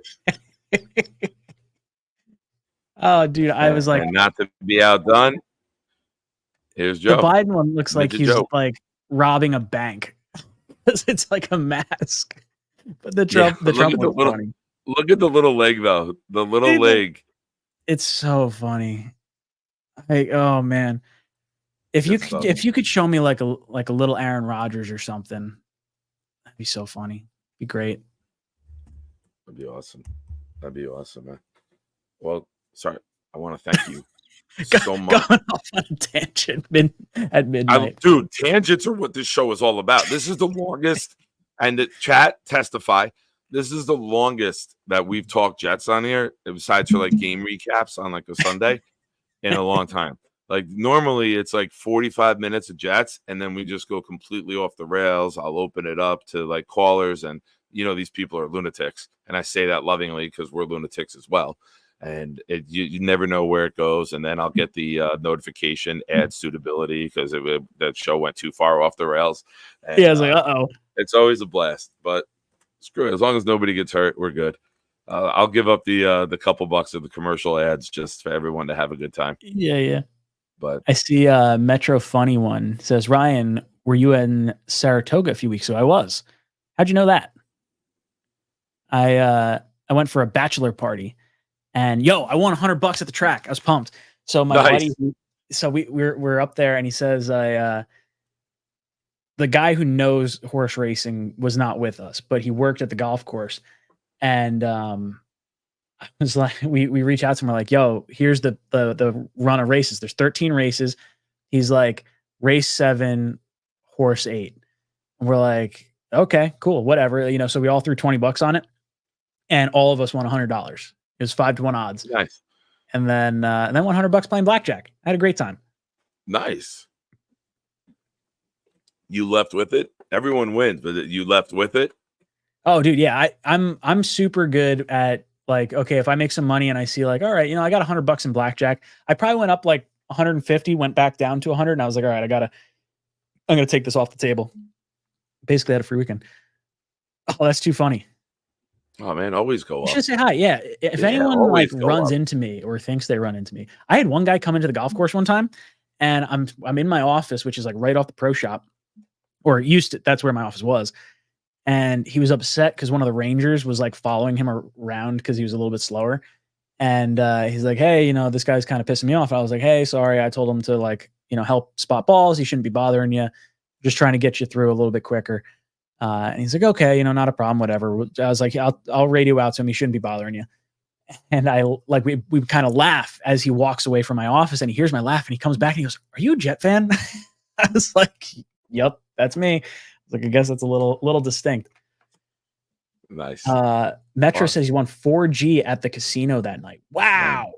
Dude, that's wild. Yeah, I'm not that ballsy. Actually, just 4 women. The G is for girls. He won 4 women. 4 girls. Wow. There you go. Good for you. That might cost you more than 4 Gs. Yeah. Yeah. Nowadays, inflation, it's bad. Awesome, man. Well, thank you, sir. Or is he saying 4 grams at the casino? No, oh, sorry, that's a different person. I was just busting balls. Thank you so much for coming on. I appreciate it. We got to do this again. We know we both don't like speaking with Jeremy, so we got to butt him out of the way, and then you and me get on air more together and have a blast. I hope this weekend goes great. I hope the event goes nice and smooth. I hope you guys have a blast. I tweeted out today that I hope the Jets win 30-6. Nobody deserves to see a win more than Bean.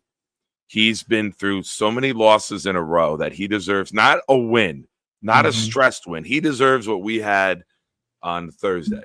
He deserves to just sit there and 8 minutes into the game, like, holy shit, we're going to win this fucking game and we're going to win big. It just feels good. I want it to be the beatdown that I think it's going to be. I think Rodgers is going to go off. We're going to have great weather. And we're going to be feeling real good going to London. Yeah. Thank you for having me on. Yeah. Awesome, man. Where are your seats? What section are you guys all in? So we're in section 312. We're up top, like upper sideline, upper prime. 15, 20-yard line on the sideline? Yeah, 20-yard line probably. Nice. 30, 20, somewhere in there. Good seats. It's yeah, good use. Solid. That's we figure that was the perfect balance of like price point and like, get a bunch of people out there. Yeah. Awesome. Well, we'll have to do this again, and hopefully we run into one another. And it's an absolute pleasure and honor to have you on the show. The chat behaved well too, so you're a very good calming influence over the chat. I don't think they got too out of hand tonight. Sometimes it gets crazy here on this channel, but you have an open invite, man. You're welcome anytime, and thank you. Appreciate it anytime. All right, bro. Have a good night, man, and enjoy the little ones. Go Jets, ladies and gentlemen. The great Ryan. Thank you, buddy. All right, chat. What did we learn? Let's break it down. What did we learn?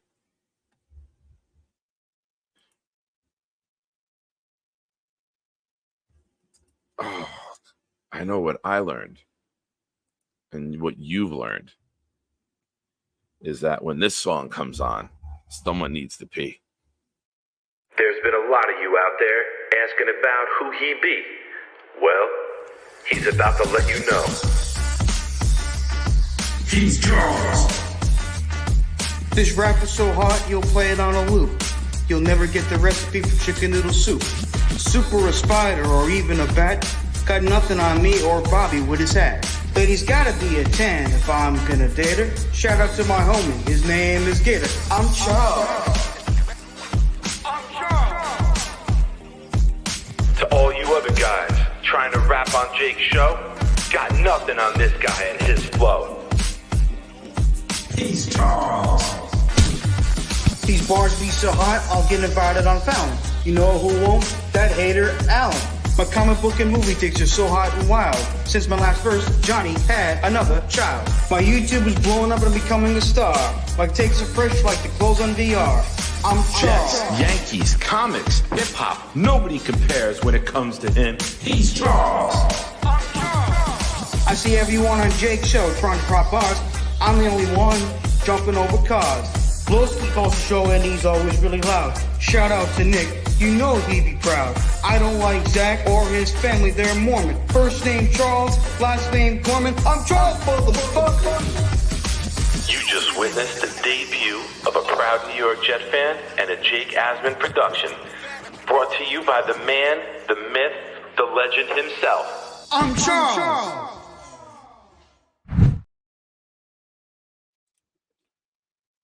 Turn your freaky up now, lads. That's it. That's it. That was awesome. I've watched Ryan for many years, and this year has been very surreal for me as a content creator. Becoming friends with Jake, Ryan, and having these guys come on the show. Matt O'Leary's been on the channel as well. Green Bean's been on. Like it's this year. I'm very, very blessed, and don't think that I'm not appreciative for all of it, and all of you guys. Every day, the crowd's getting bigger and bigger, and I appreciate all of you. I really, even the Modines of the world, even Hawk, as I said earlier. I hope you guys enjoyed that. I hope you enjoyed the interview. I thought that was one of the better interviews and Jets discussions that we've had here on the channel. I hope you guys really like that. Sarah learned that Kim is about to enjoy some DP with the rest of us. Ooh.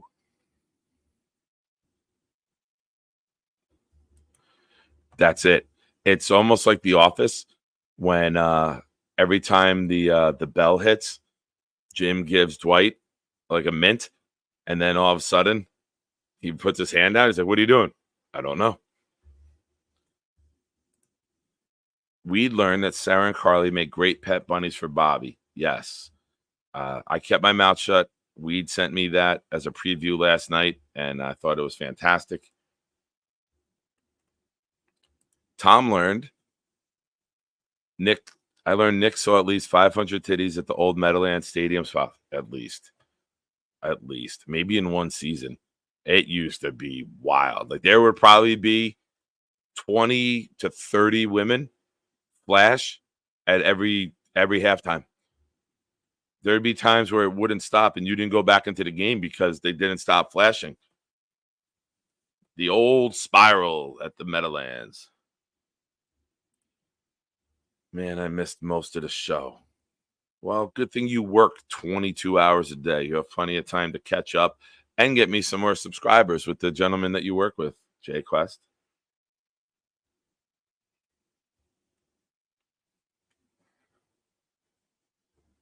Yeah, I noticed that. Sarah's only freaky on YouTube chat. Well, I guess it's easier to type freaky things than say them when you're at work. Oh, thank you, Tom. I'm glad you guys enjoyed that. I really am. Let's see. What did we learn? What did we learn? What did we learn?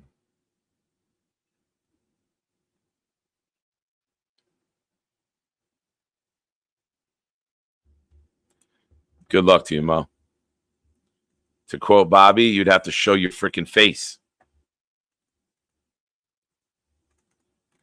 All right. Is that it? Yeah, Rick, Billy and Jack and Billy.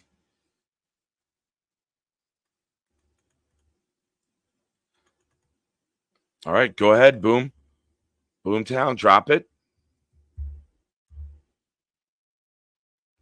Oh, no, Kim. I feel like the DP is Diddy Party. The DP is much crazier than a Diddy Party.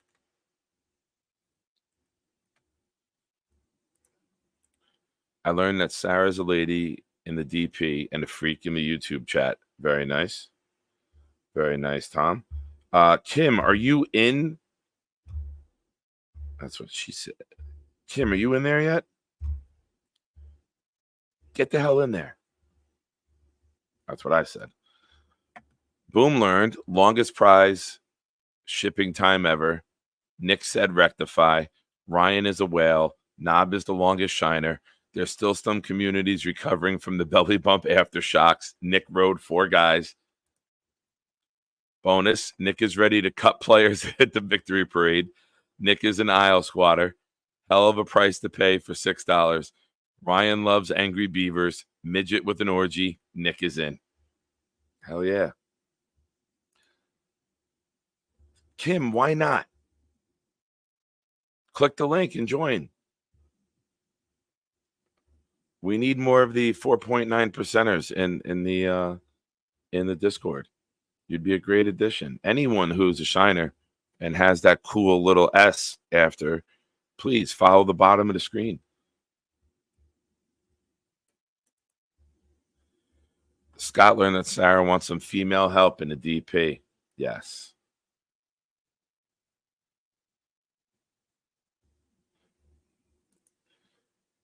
I know, Mo. I just love this image so much that it's all I equate to you is the Amadeus. I don't remember you ever having another photo. I don't.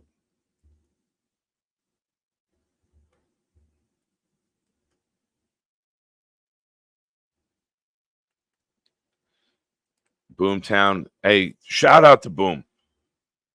Boomtown is feeling under the weather and messaged me today if you were having a show, and he's been in bed most of the day. So, Boom, feel better. You're the man. I appreciate you staying up. And I told you can have the night off if you couldn't make it, but you are a trooper. You're a true professional, and you are irreplaceable in the Jets community. You're a great man, and everybody show Boom love right now. Throw him some green hearts.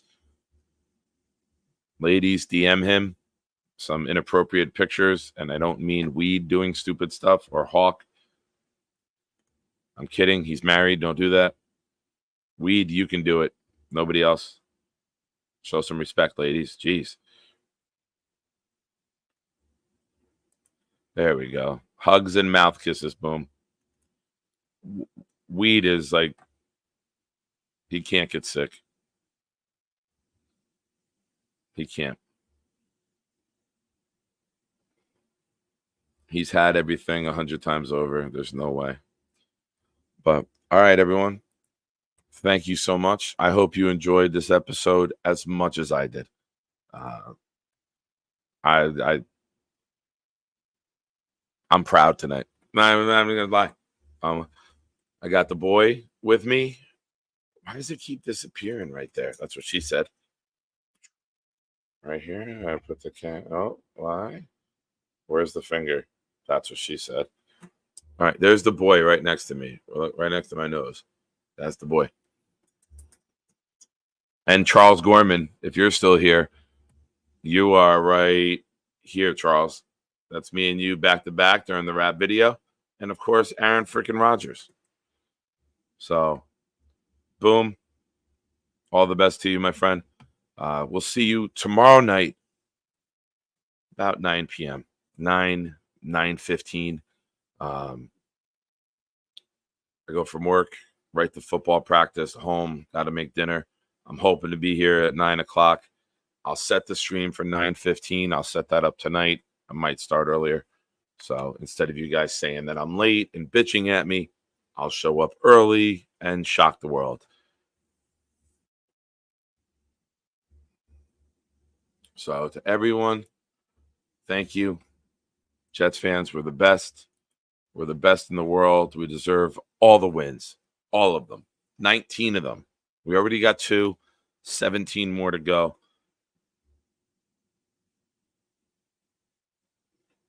Ladies and gentlemen, thank you for watching.